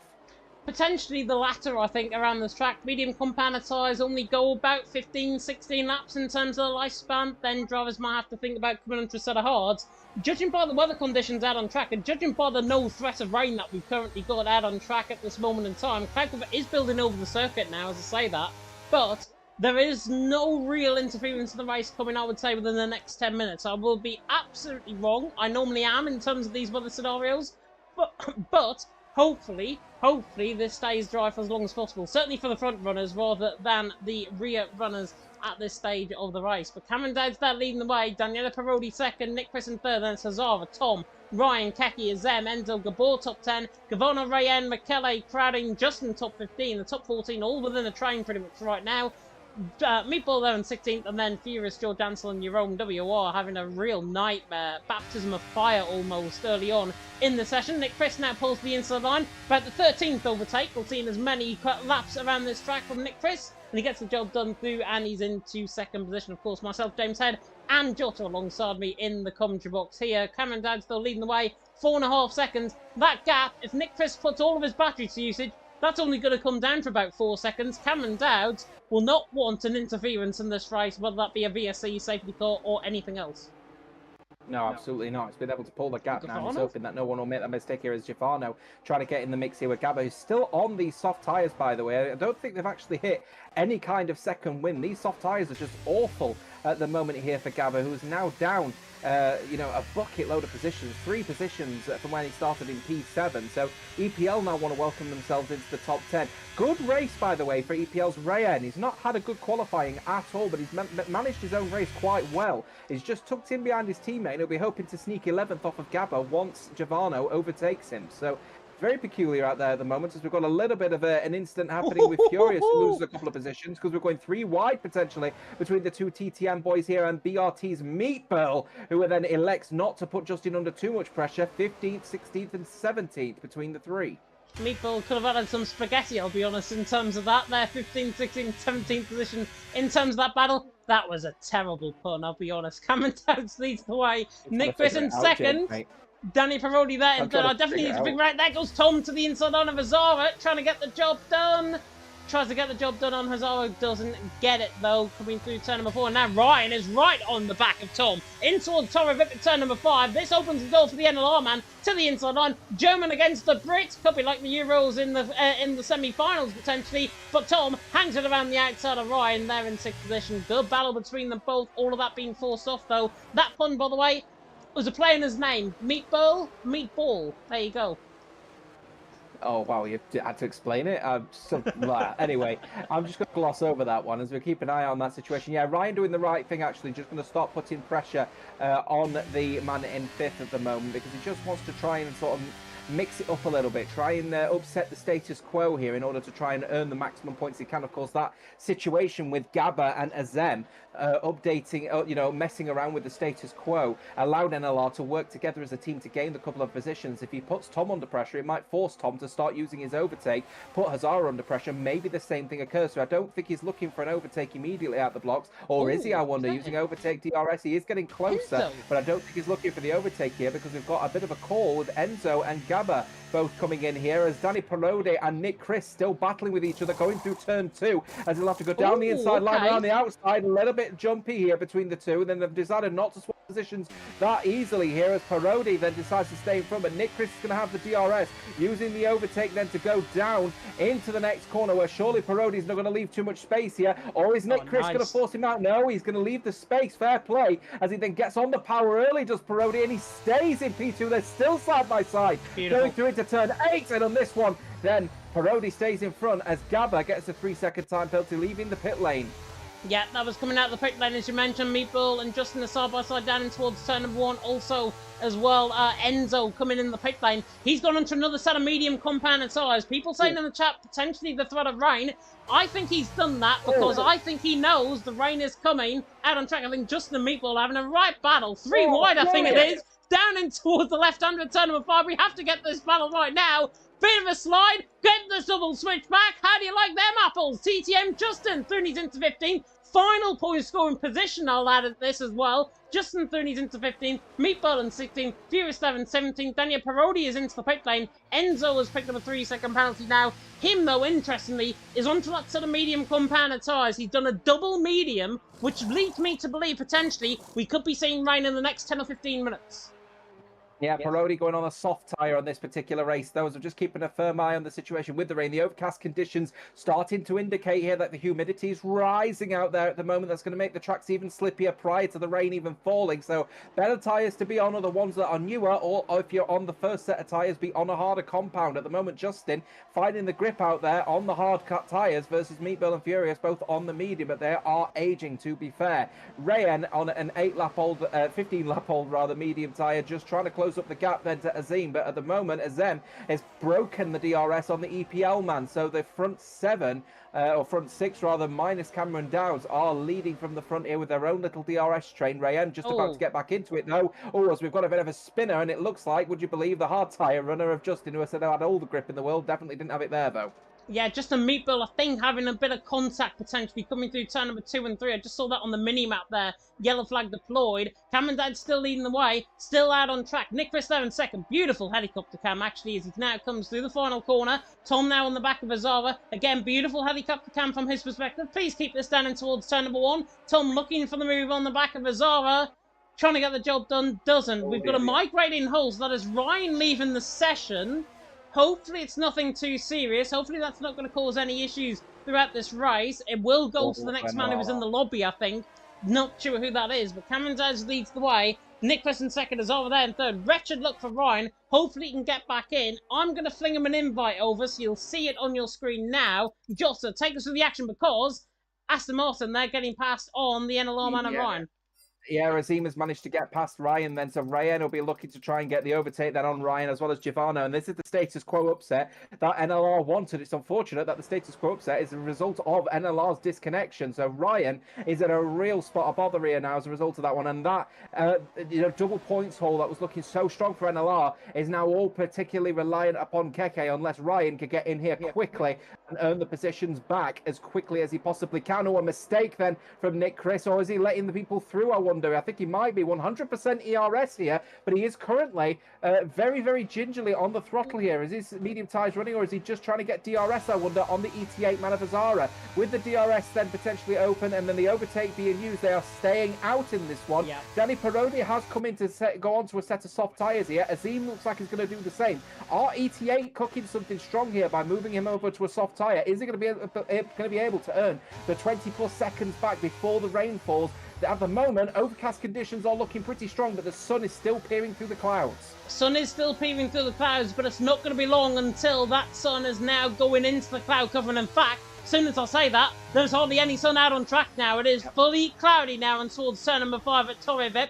And that means the threat of rain in Portugal is never, never too far away. It is Cameron Dowds leading the way, Nick Chris in second, Azara there in third. The more that they stay on a set of mediums, the more convincing it is it's going to be raining within, I would say, the next 6 or 7 laps, as Gabor is right on the back of Enzo, coming through in towards turn number 5. Can't get moved on the back of the Red Bull man for Team TF10. But look at that undercut that they've performed. That undercut is so potent around this track. Daniel Parodi's ahead with Enzo and Gabor. They're all in a train. SM's 5.4 seconds back. So any time that is negated from these guys that come into the pit lane very soon will be negated with the undercut. So that undercut is so potent around this track. Cameron Dowds is staying out right now. Nick Chris coming through the final corner. We'll see if anybody's going to decide to risk it. Going to set us off compound tyres in this race.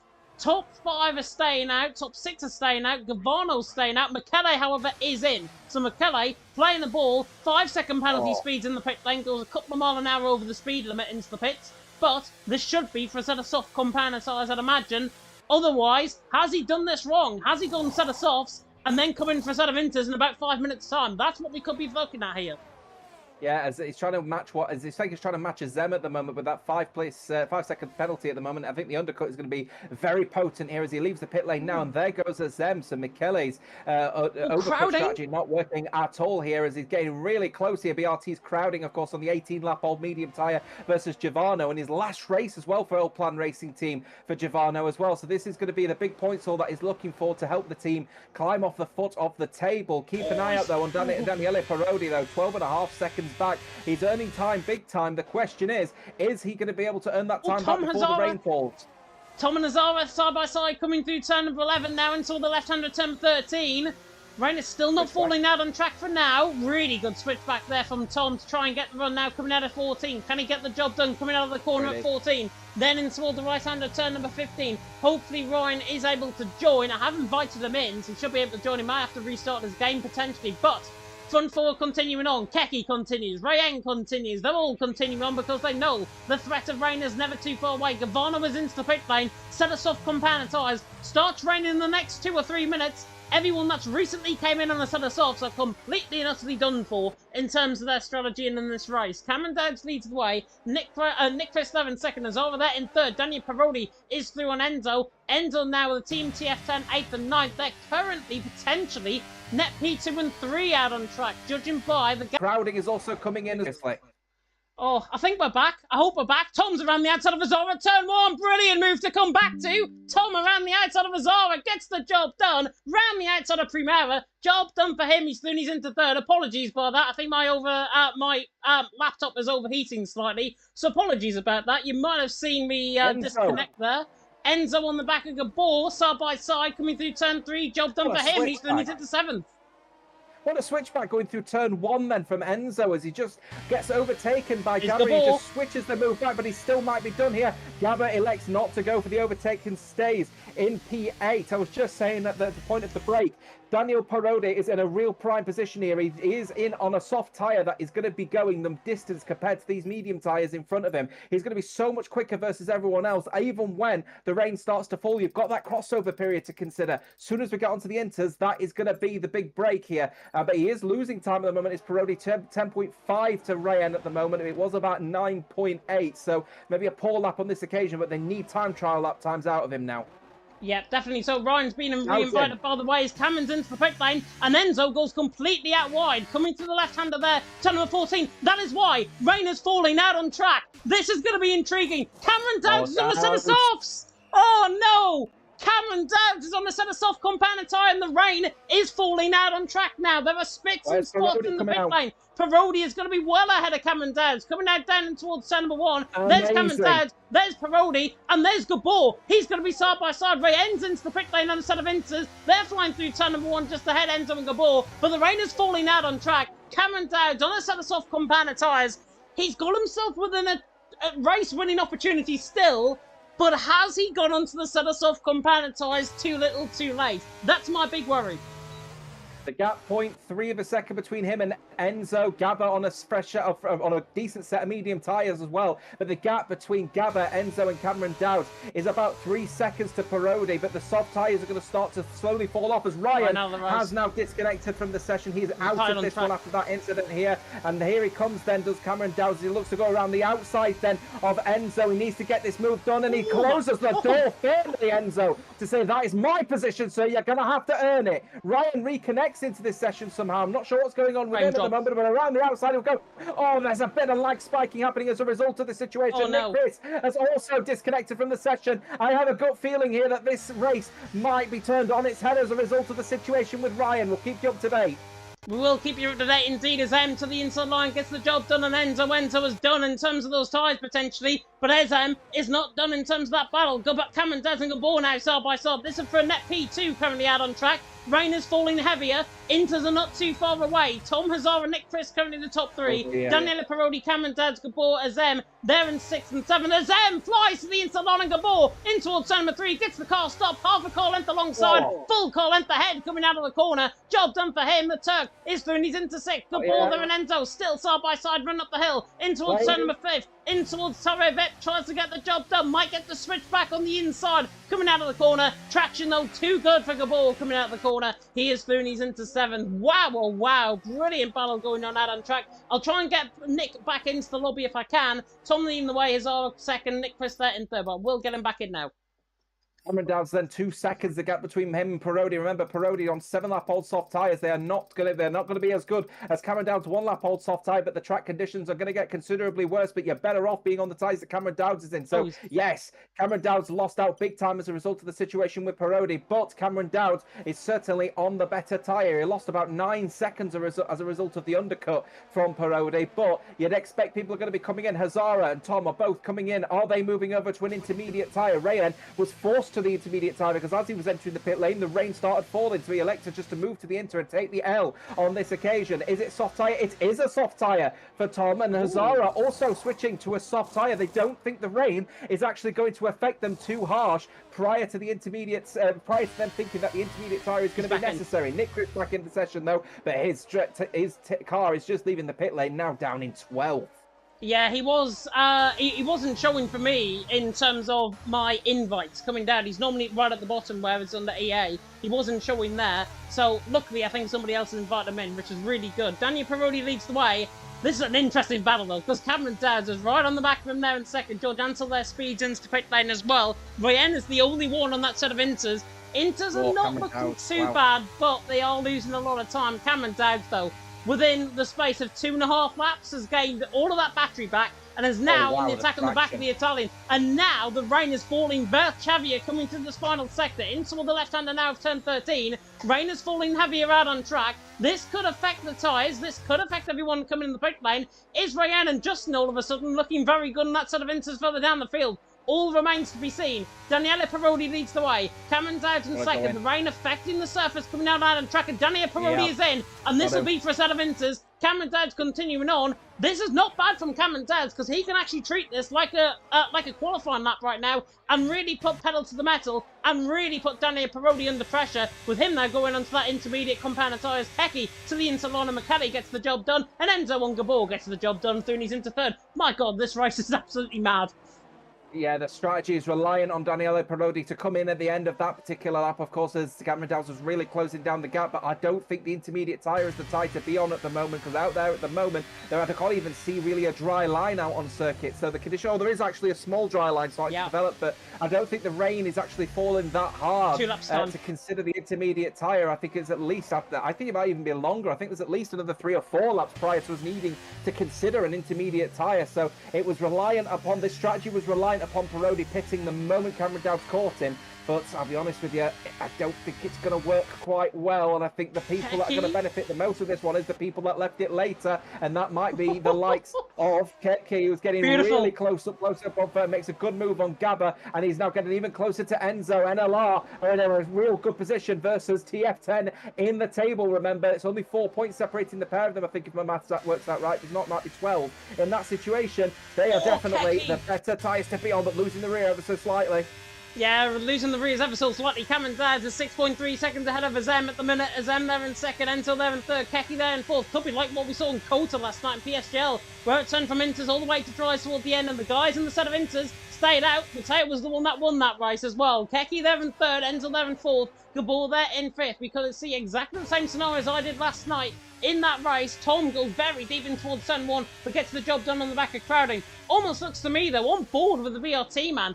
It looks like it's getting lighter out on track. I'll be honest, it is looking like it's getting a little bit lighter out on track, so it might just be a quick shower. However, saying that, I'm beginning to see yellow little tyre marks and raindrops on the tarmac out on track. There was a yellow flag, and that is for the AlphaTauri. That is for McKellar, I think, that is round, if I'm not mistaken, there in Nick Chris there on that set of softs. They're down in P10. Cameron Dowd's leading the way. I think everyone in the set of soft compounded tyres is looking good for now.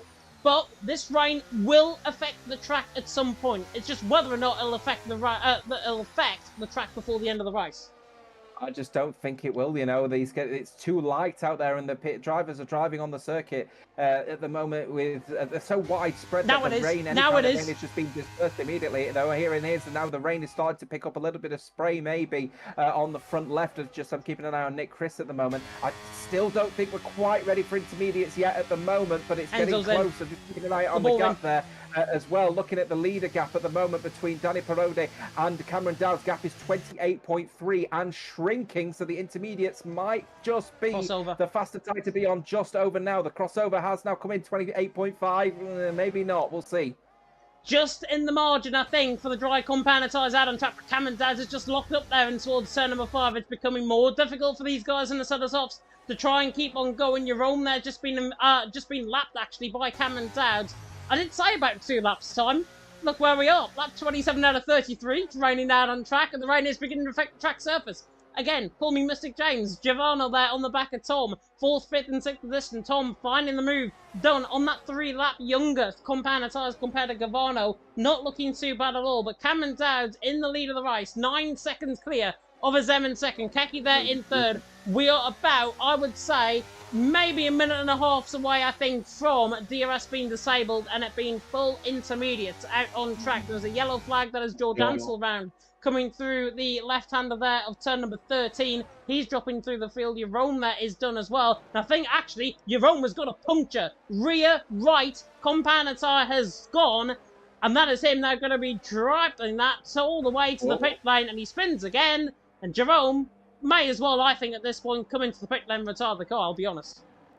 Parodi still losing time at the moment versus Cameron Dowds. I still think the dry tyre is the tyre to be on at the moment. It's only just, you can see the dry line starting to form at the moment. There's a little bit of beading happening on the circuit as well. So rain's starting to settle now, but the dry line is just about forming. So I think in this situation, the intermediate tyre might slowly but surely become the tyre to be on as Parodi's trying to battle with Nick Chris in this battle here between the soft and the intermediate tyre. This will give you the best example. Is the dry or the inter tyre the best to be on at the moment? Right. Nick Chris defending like a lion out there at the moment on what could be arguably the not the tyre to be on. Well, I don't even think the intermediate's the tyre to be on at the moment. Neither tyre is good. Can we get a damp tyre, please? Pirelli goes for a leg breaker. Does Danny Pirelli, but the switchback is there. Is the traction there for the soft tyre? It is, you know, for Nick Chris. I still think the dry tyres to be on here. He's going to hold on around the inside line potentially. Pirelli holds on for P9, but the gap is now 29.3 seconds versus Cameron Dowds. I'm sorry, the dry tyre is still the tyre to be on.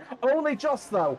Only just. I think there's about a couple of tenths of a second here and there within it. Daniele Parodi tries to say, you do one, I do one better. Forced on the outside line by Nick Chris. There, the MVR man's going to have to defend like a lion to the inside line of turn number 13. Parodi gives him a slight tap, but remains in behind. Nick Chris and Daniel Parodi are forcing each other more in terms of their own battle, in terms of that time. And I think, actually, Nick Chris, was he looking for DRS? He is. He is looking for DRS. That's what I think he was doing. But the Inter's now beginning to come. The DRS has now been disabled. Daniela Parodi fighting the car through. 31.1 seconds is not enough, I don't think, to try and gain. Nick Chris on the back of Daniel Parodi to the inside line, in towards turn number 1. Job done for Nick Chris. He's through and he's into 8th. This is absolutely ridiculous, but for the first time, we're right at the crossover period. These guys in the set of softs, I think, may as well stay out there because they may as well just remain as they are. Yeah, I made the call that I don't think these soft tires are immediately going to fall off, you know, here, and that's the worst possible scenario here for Daniele Parodi. He's trying to make these intermediate tires work around the outside line of DRS No Zone chance. 1, and he will have to overtake off. And I think there may be a call if he makes his overtake work here. NVR will send him to the stewards for an overtake off of the boundaries of the circuit. He is going to still be there. As they're still going side by side, colliding into the pair of them though. There's Daniele Parodi, manages to hold on ever so slightly, and Nick Chris will have to accept some level of responsibility alongside Parodi for that one. They tried to hold on, but in the end, Parodi makes the move, but that will certainly be sent to the stewards. It will be sent to the stewards indeed. Certainly, apologies that I just dipped out there once again. But we are there still on the set of dry compounder tyres, and the dries are still quicker compared to the guys there, as them is being overtaken by Keki to the inside line through turn 1 at Primera, now towards turn 3 at Lagos. They are absolutely crawling their way through the lap now, through lap 30 out of 33. Cameron Dodds leads the way. Called a Portimao merchant there in the chat, as them there on the back of Keki. P2 and P3, NLR on their best result for the season potentially here, to the inside line, in towards turn 5 at Torrevip. Tries to get the job done, but he doesn't. As well, Tom Hazara fighting that AI car of Jerome, I think, if I'm not mistaken, right in that battle as well. But Cameron Dodds leading the way. Keki second, Zem there in third. What I can say for certain is we're not going to get any safety calls of VSEs in this race. What I can also say for certain, Jota, Cameron Dodds is going to win. It's regardless of who is going to try and challenge him, he's going to take this race win. It's just whether or not Keki and Zem can fight for second and third on the podiums. It is whether, though, that the DRS will be disabled and the intermediate tyre is the better tyre to be on. The track is getting considerably wet out there, but the spray being kicked up is so minimal. There is a little bit now kicking up, a little bit of a light mist being kicked up now from these tyres as Enzo and Nick Chris getting into a little bit of a battle for P10. Oh, was so spun! The brakes from there. Nick Chris there in that one. And there is a spin out there, and Azara has gone for a bit of a spin. Oh no, pardon me, Azem has gone for a spin. And ETA, who are looking like they were going to be offered some good points here, are going to start to struggle here as we've got Hazara getting into a battle here. Potentially is Crowley getting into the mix. Azem getting in there, but Hazara now up to the podium positions. Tom relegated to 4th. Giovanno on his final race for EPL in a very good 5th place for El Plan. He is in a very good 5th position for El Plan. Indeed, it's really not a dangerous rejoiners per se, but that was right in front of crowding. BRT certainly might have a case there for the ETA man. Now DRS is disabled, and it's way too late for the guys on the set of Inters to really get in this race. I'm sorry. Daniele Parodi there in 8th. There's a spinner. Keki's round through turn 5 at Torrevip, but he's lost P2. Hazara now inherits that P2. That could be absolutely crucial for Team Shazoo in terms of the championship. 1st and 3rd position. Currently, as I make it, 40 points, 35, I don't know. We'll have a look at the point system soon. Luke Humphries will probably make sure that is going to get worked out. Cameron Dodds leads the way. Hazara there in 2nd. Tom there in 3rd. But Keki's spin has just put into play. The track is now absolutely sodden. Daniele Parodi is gaining on those inters. They're finally coming alive. 31 seconds to gain, though, with 2 laps to go. If you're Cameron Dodds, you pit. Really? No, I think he'll stay out because he'll lose the time for Azara, Tom, Keki, who will all stay out. So he would lose the lead and he would lose the race.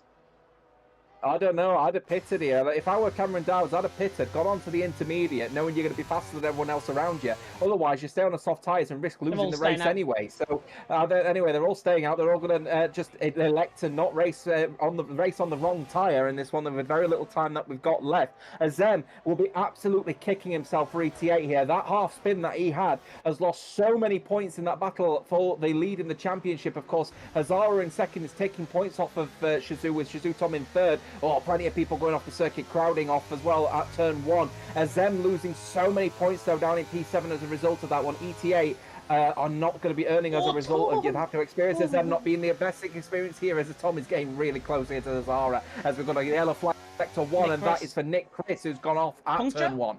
Is that a puncture potentially on the car? No, he's just gone off through turn 1.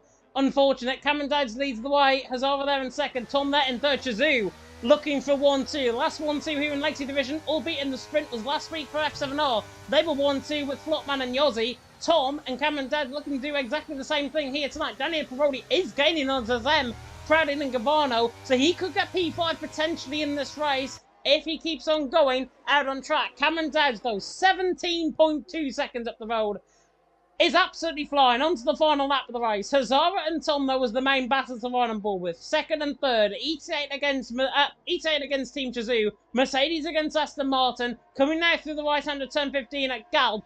Hazara, now through turn number 15, has got 4.5 tenths over Tom. Tom can't close in terms of the ERS and DRS advantage, so Hazara will remain in P2 for now, but whether or not he remains in P2 on this lap is a different thing. Daniele Parodi, by the way, is gaining hand over fist on the back of the guys behind him, and he could still get P5 out of this race, very crucially, as Tom tries to get the switchback out of 3, now through the left-handed turn number 4, tries to get the switchback now through the blind apex at turn 4, now down the hill towards turn 5, closing in to the inside line. There's a Mercedes-shaped car up the inside line.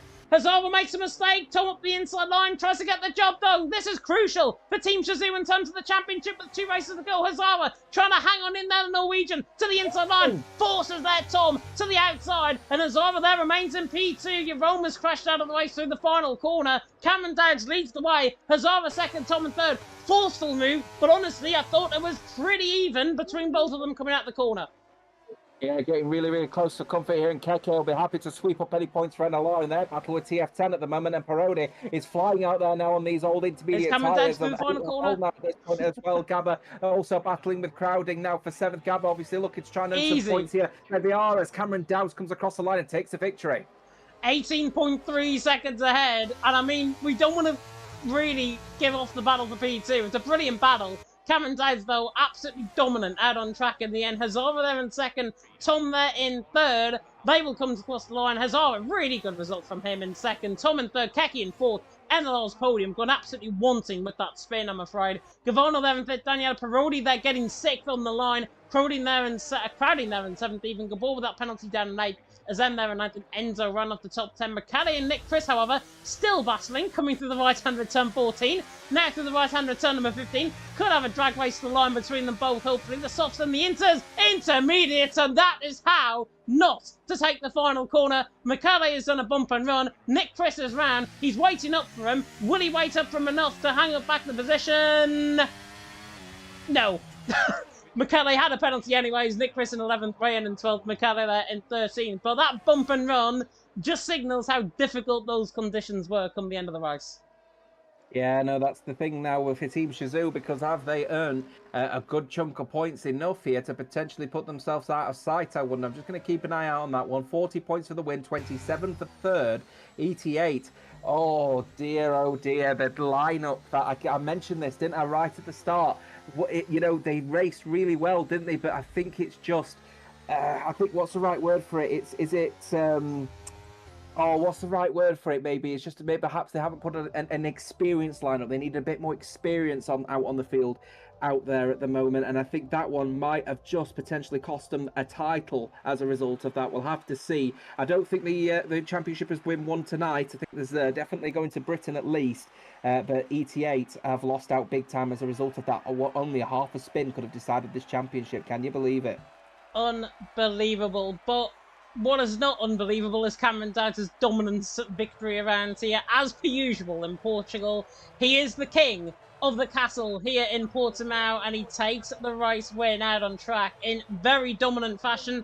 I questioned him in terms of coming in that sort of soft compound tyres. He knew fine well what he was doing. Now, I never will question Cameron Dowds in my life going forward on commentary, but it is Cameron Dowds who does take the race win for Team Shazoo. First and third as well, with Azara splitting the pair there in second. Great race from his perspective. Tom there in third, Ferrari there in fourth with Keke for NLR. Gavano there in fifth, his final race for EPL, fifth position, will be absolutely over the moon with that race even. Daniel Parodi in sixth, that strategy gone wanting. Crowding in seventh, great result for BRT. Gabor, Azem, Enzel top 10. Nick Chris, Ryan, McKellar, Justin Furious, the top 15. TTM do get points in the end. Meatball there in 16th, then Joe Dansel, Jerome, WOR on their debut, 17th, 18th. Ryan and Killer, both out of the race. And I think Ryan DNF'd, if I'm not mistaken, because of frame rate drops that he had when joining the session, which is why he ended up out of the race. But that is it for tonight. Hopefully we can get some interviews in, though, in the meantime.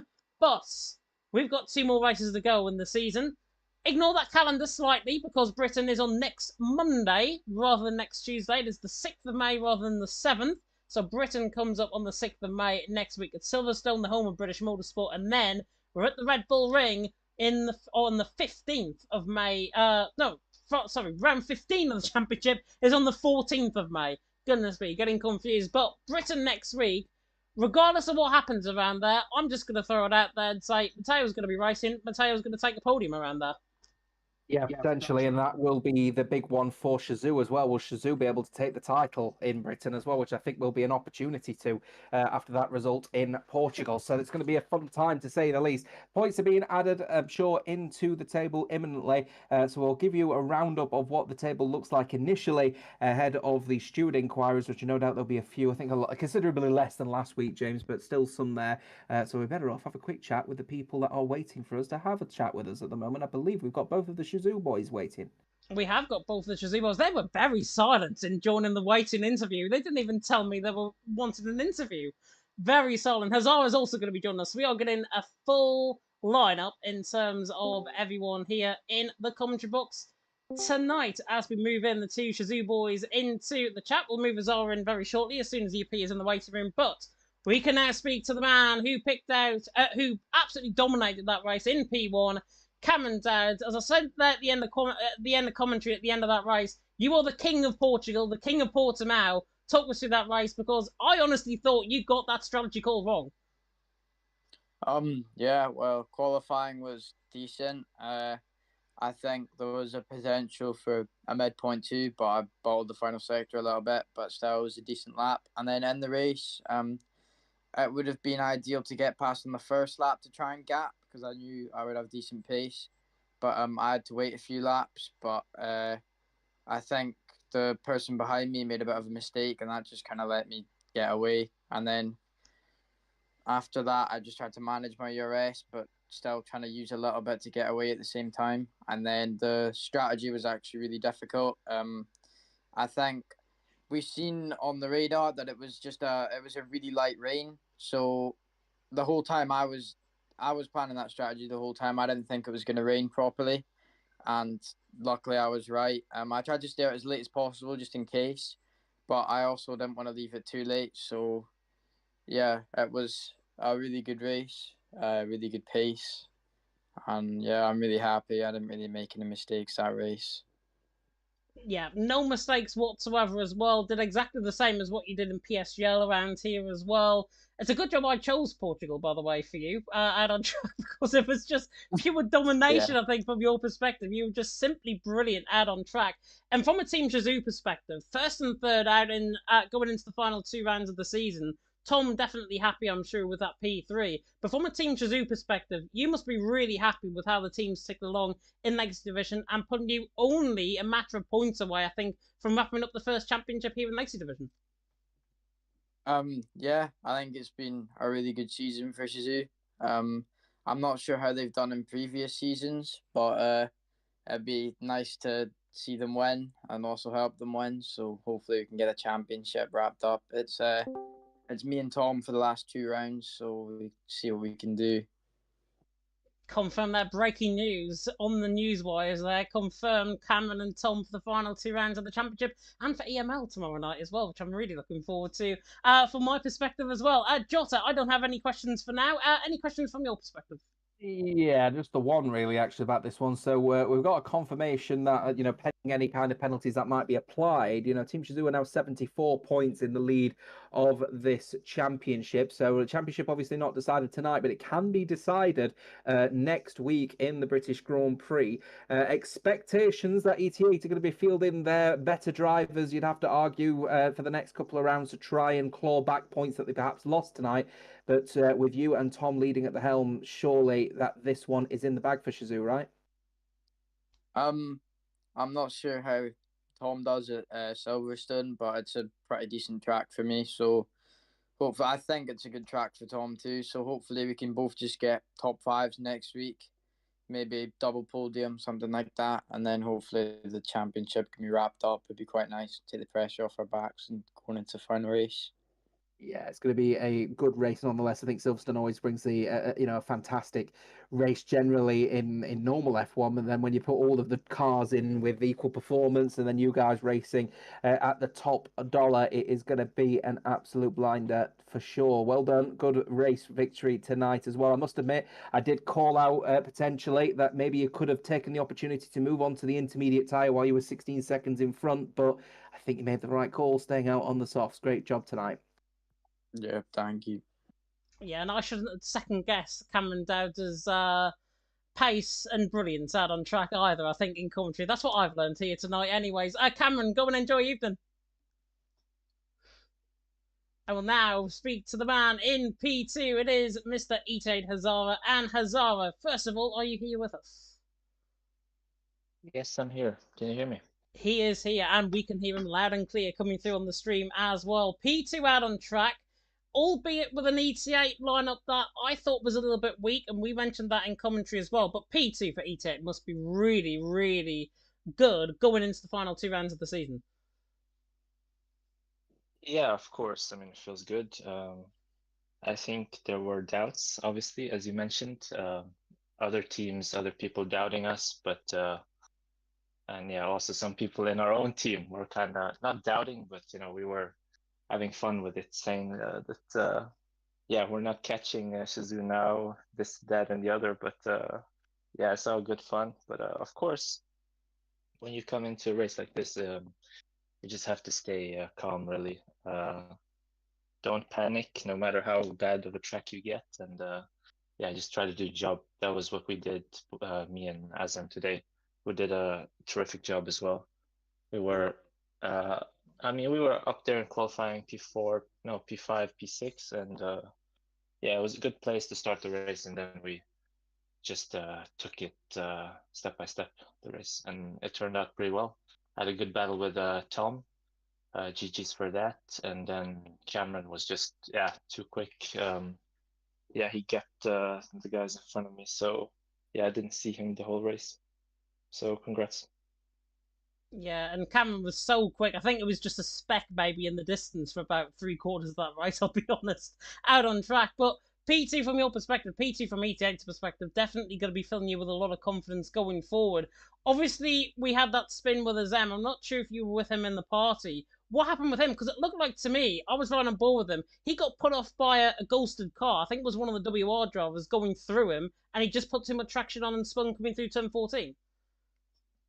Yeah, I think that's what it was. I don't know if the WOR car was disconnected or what the issue was, but I think it just put him off, and then he spun, which was very unlucky and very unfortunate because I think he was on for a top 5, I think, at least. So yeah, of course it's a shame, but yeah, he should be proud of the race he did. He did amazing. Yeah, he really did do amazing out on track. Obviously, with that spin, really unfortunate. I think he potentially could have even got a top 3 out of that race as well, which would have been really good from how that race transpired out on track as well. Jota, any questions? Yeah, I've got a couple of questions actually. So ETA, back in season 1 of World, you guys finished 13th. You then finished 9th in season 3 after taking a break during season 2, and then obviously now second in the championship. You guys have obviously clawed your way up the standings to where you are now. You're in a position where you were facing a potential opportunity to win tonight, but in the end, it's looking more or less likely that runners-up spot is something you're going to be fighting for alongside Novus Racing. What is the mentality of the team going into the next couple of rounds now? Is it going to be fight all out to try and claw back maybe points lost off Shizu, or do you think they're out of sight now? I mean, I can't speak for the entire team's mentality, but I would say, I mean, we're kind of far back now that they got a 1-3. So I think, of course, if the opportunities are there, you have to take them. But at the same time, you have to be smart as well because you're also fighting a very strong team in NVR. So yeah, it's just we just have to maximize each race with both cars. And yeah, I just don't think you can really think like too much about it when fighting. You just have to make the best read there and then. Just if that is to take it cautious, then you have to do that. And if you have to send it, you obviously have to do that. But it obviously depends on the situation. So I can't just give you an overview like for every situation. But I think obviously they're looking good in the championship. It looks like they're kind of running away with it, and only 2 races left. But of course, we'll try until there is no theoretical chance possible. So we'll try to fight them until the last race, but obviously they're very strong now with Cameron and Tom, who are doing both the last 2 races, and yeah, we'll try to give them a fight, but it's looking more like P2 is our fight at the moment. Not to throw any criticism at the team, because the bottom line is that you guys have a right to field exactly who you want to field. But me and James did allude to, the lineup that ET8 decided to field tonight. And again, not a disrespect to you or as them, but there are drivers that ET8 could have fielded that perhaps had a little bit more experience under their belt, especially considering the potential issues that face from a round where you don't actually know what circuit you're going to be racing at. So do you feel that ETA made the right call in putting, their championship in the hands of people that potentially didn't have the experience to manage that kind of challenge? Or do you think that maybe that there could have been there's some learnings to take? Yeah, I know exactly what you're trying to say, and yeah, I mean, I don't think it's a difficult situation. Let's just say it like that, because we obviously have a lot of quick drivers, but many of them are not available. So obviously, at some point, you just have to pick the best available guys, and then that becomes like tier 2 guys like myself. I would say I'm obviously pretty good in the races, but I might lack a little bit of pure quali pace. But on a track like Portugal, which I like, I think I can do the job. So I was kind of lucky with a good track. But yeah, I mean, I think we have so many capable guys that obviously you have the likes of Matteo and those guys, and they're terrific. And those are the guys you use in the big moments. But we also have like the 10th, 11th, 12th guy are also very capable. So they just need a chance to show it, like today. And yeah, I mean, I don't know what to say really. It's just make the best out of what you have. And today, the best people we had available were me and Azam, who are we might not be the quickest, but we're pretty decent as well, I would say. Not to brag or anything. Not a criticism of your performance, to be fair. You finished in second place. You're happy with that one nonetheless. I think the only place you could have gone was one step higher, but I think with Cameron Dowds running away with that one, I think it was the best result potentially you could have got. The team will be looking forward, I'm sure, to the next couple of rounds. I'll be looking forward to seeing you on track nonetheless. So thank you very much for your time. Moving over to James again. Apologies, you just heard me sneeze in the background now. I apologise for that. I couldn't move the mic in any shape or form to get that out, but there we are. I'm sure E8 will bounce back. I know they have wrapped up the EML Championship on Wednesdays as well, so I'm sure they will lean on from that experience and really take the fight going into the final 2 races of the championship. Go and enjoy your evening, Hazara. Yeah, thanks guys. Have a good one. And we can now speak to the man who finished in P3 out on track, Tom Roberts. And Tom, in the end, P3 out on track. Team Shazoo won 3 as well. Must be very happy with how the night went. Yeah, very happy considering I thought Portugal was the worst possible scenario, to be honest. For me, anyway. I know Cameron's like a demon around Portugal. But yeah. Now, P3 still, I think it was the luck of the draw, as I say, and it was the last one to come out the hat. You have me to thank on that 1-3 as well, I'll be honest, in terms of that. But yeah, P3, from your perspective, had some really good fights, I think, throughout the field, especially toward the final couple laps of the race, especially with Gabor and the likes of Keki as well, I think, throughout the field. Talk us through some of the battles that you had out on track, because you were really going for it out on track. Well, yeah, I think Hazara overtook me illegally on lap 2. So, tricky report incoming for the Shazoo 1-2. Then Gabor went through on soft. I re-overtook Gabor on soft because his tyres died like instantly. But he was just pretty simple overtakes. But then the battle with Hazara at the end was pretty fun in the wet conditions with the dry tyres on. That was a mad one. I was sideways in the braking to get past him, but he just held the inside for next corner. But I sort of knew in my head we were going to report him, but it's a bit of a 50-50 incident, so I don't know if he'll get a pen or not. But yeah, the battles at the very end in those conditions were pretty fun. They Even were though I pretty. lost. Yeah, they were pretty fun. Pretty- Even though you lost, still it was a pretty good fight out on track. And you really, as I say, you were giving it your all. And the conditions, I mean, were really tricky out on track right toward the end. I didn't even know at one point if the rain was actually going to stop or if the rain was just going to continue on, get to the intermediates. It was just one of those races where everything got thrown up in the air right toward the end. But really good management from a Team Jizu perspective. And going into the final two races of the season, obviously Britain and Austria, I know Cameron alluded to it there, might not be your strongest track going into it, but from a Team Jizu perspective, 70 odd points going into the final two rounds of the season. All you've got to really do, I think, to be honest, is be consistent at those two races to wrap up the title. Yeah, of course. I mean, all we have to do is outscore ET8 next week. But you never know. Like, obviously, they have really strong drivers on their lineup, so they could easily pull out a 1-2 and be right back here next to us next week. So, obviously, we're well used to gaps of 70 points being overturned because we did that last season. So we're definitely gonna keep giving it our all and to Silverstone and push for another strong result like tonight, and not gonna take the foot off the gas really because we know that Enzo and Matteo and Matthew Hall or someone like that, they're rapid guys. They could just like train all week. It's not like tonight where it was a bit of a random one with the random track.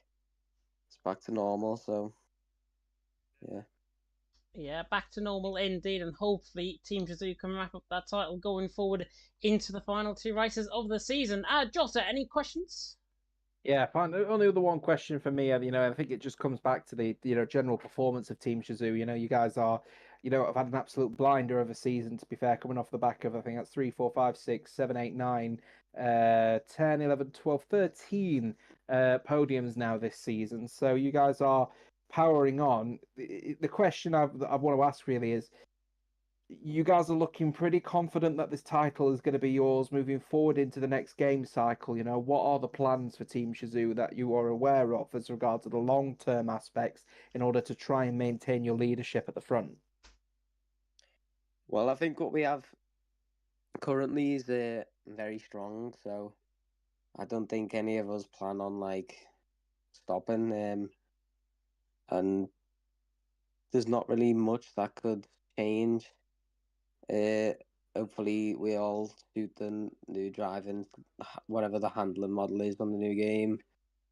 But right now we've got a super strong like group who it just all clicks together sometimes, and that's what we have right now. And if like nothing really is gonna change. We're not gonna do anything drastic to like get better because I don't know. We're not sweats like that. We're just here for vibes, to be fair.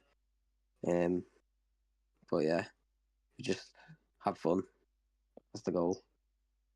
Good way to sort of wrap that one up, to be fair, because I think what we had is that we've had a lot of conversations, haven't we, out about teams that have been pushing really hard and sort of removing the aspect of the game, which is just have a little bit of a laugh and a bit of fun. So good to hear that aspect is still in the ethos within Jizu, and I'm looking forward to seeing what you guys have got coming up, trying to wrap up the title, and of course looking forward to the next game cycle as well. But that's it from me. Thank you very much. Back to you, James. Yeah, definitely so. Looking forward to seeing the both of you tomorrow night in EML as well. Go and enjoy evening, Tom. Thanks, guys. Very welcome indeed. And that rounds us off very neatly, I've got to say, for tonight in terms of the action on track and in terms of the interviews as well. Big thank you, of course, to all three podium sitters, Cameron Dowd, Hazara, and indeed Mr. Tom Roberts. Hazara was saying in the chat there, apparently Tom pushed him wide. So there could be a little bit of a stewarding decision, let's just put it to say, in terms of potentially who's going to pick up P2. Tom's confident he'll pick up that P2. Hazard's confident he'll keep it. at the end of the day, Jota, it's up to the stewards.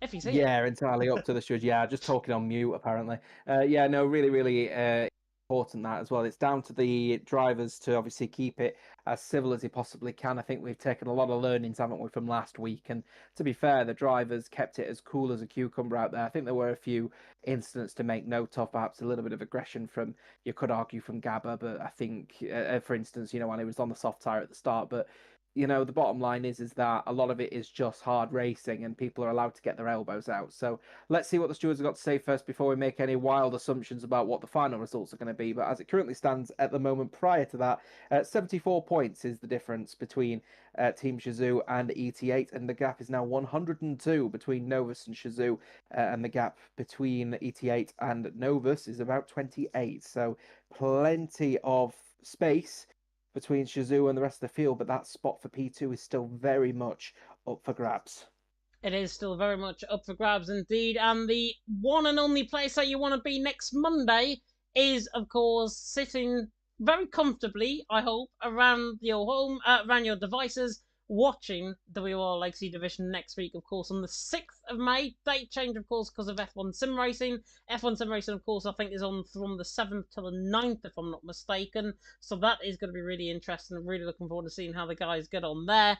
But for Legacy Division next week, we're in Britain, the home of British motorsport. I can pull out my facts pretty much from the top of my head, I'll be honest. Going into next week, it is one of those tracks where it is just the pinnacle of motorsport. And then we've got Red Bull Ring, Austria to round off the season. And a note that I actually saw there in the driver lineups, I was looking at how many races Matteo was done in this batch of 5. Matteo's only done 1 race. So there is potential that we could see him for the final 2 races of the season, just to throw a little bit more spice into the ring going into the final couple of rounds of the championship. Speaking of final rounds, it is the final round of the WOR Console Tier 1 and Tier 2, along with other console tiers as well, on Thursday and Friday, the 2nd of May and the 3rd of May, and it is Brazil. Brilliant race that they had around their course on console recently. Really, really strong racing out on track, and hopefully Brazil will always deliver as a good season finale track, as I absolutely love it. Gareth Davies? That's right, isn't it? I think. I hope. I think so. That sounds about right. But we'll go with that. Gareth Davies in the chat and Joe are going to be taking to the action. Of course, Warder and Joe are going to be taking to the trap. There you go. I'll try and dig myself out of the hole even further. Also, PC is done. So PC is not is done. Just stewarding reports and everything to finalise. PC are already done. So that is them over and done with for the season. Console will be done next week. This week even. And the Legacy Division will be done on the 14th of May. But hopefully UK's won Eurovision by then. That's my last mention of that fabled song contest here tonight. But final thoughts before we end off the stream, Jota. Final 2 races of the championship, Britain and Austria to come up. It is going to be one hell of a ride from here on in. Yes, I think at this point, anybody could still be in a shout of winning the title in the top 3. But I think what Team Shazoo has done tonight has really cemented that they are the favourites moving forward into the British Grand Prix in just less than a week's time. From me and the rest of the team here, thank you very much for watching, and we'll see you at the home of motorsport and the home of Grand Prix racing. We will indeed. The likes of Sir Lewis Hamilton Strike, the likes of Abbey Farm Village, The Loop. I may as well name them all, but I'm not, because I'm not going to bore you anymore to death. We're going to end it off here. Big thank you, of course, to our sponsors, Next Level Racing and indeed Gridfinder. You'll be hearing from those in just a second. Big thanks as well to Next Level Racing, providing me with this lovely chair that I'm sitting on. And thank you very much to Rising Lines, by the way. Just to throw out a little bit of a caveat, that was the hat that I was using for the draw. So if you want to have a look at that hat, there you go. Rising Lines, my team that I'm in. May as well give them some love on the stream as well. I'm going to end it off here, though. We are going to be back with you next week, of course, at Silverstone. For myself and Jota, take care of yourselves. We will see you next week for the final 2 rounds of the championship in WOR Legacy Division. Until then, bye for now.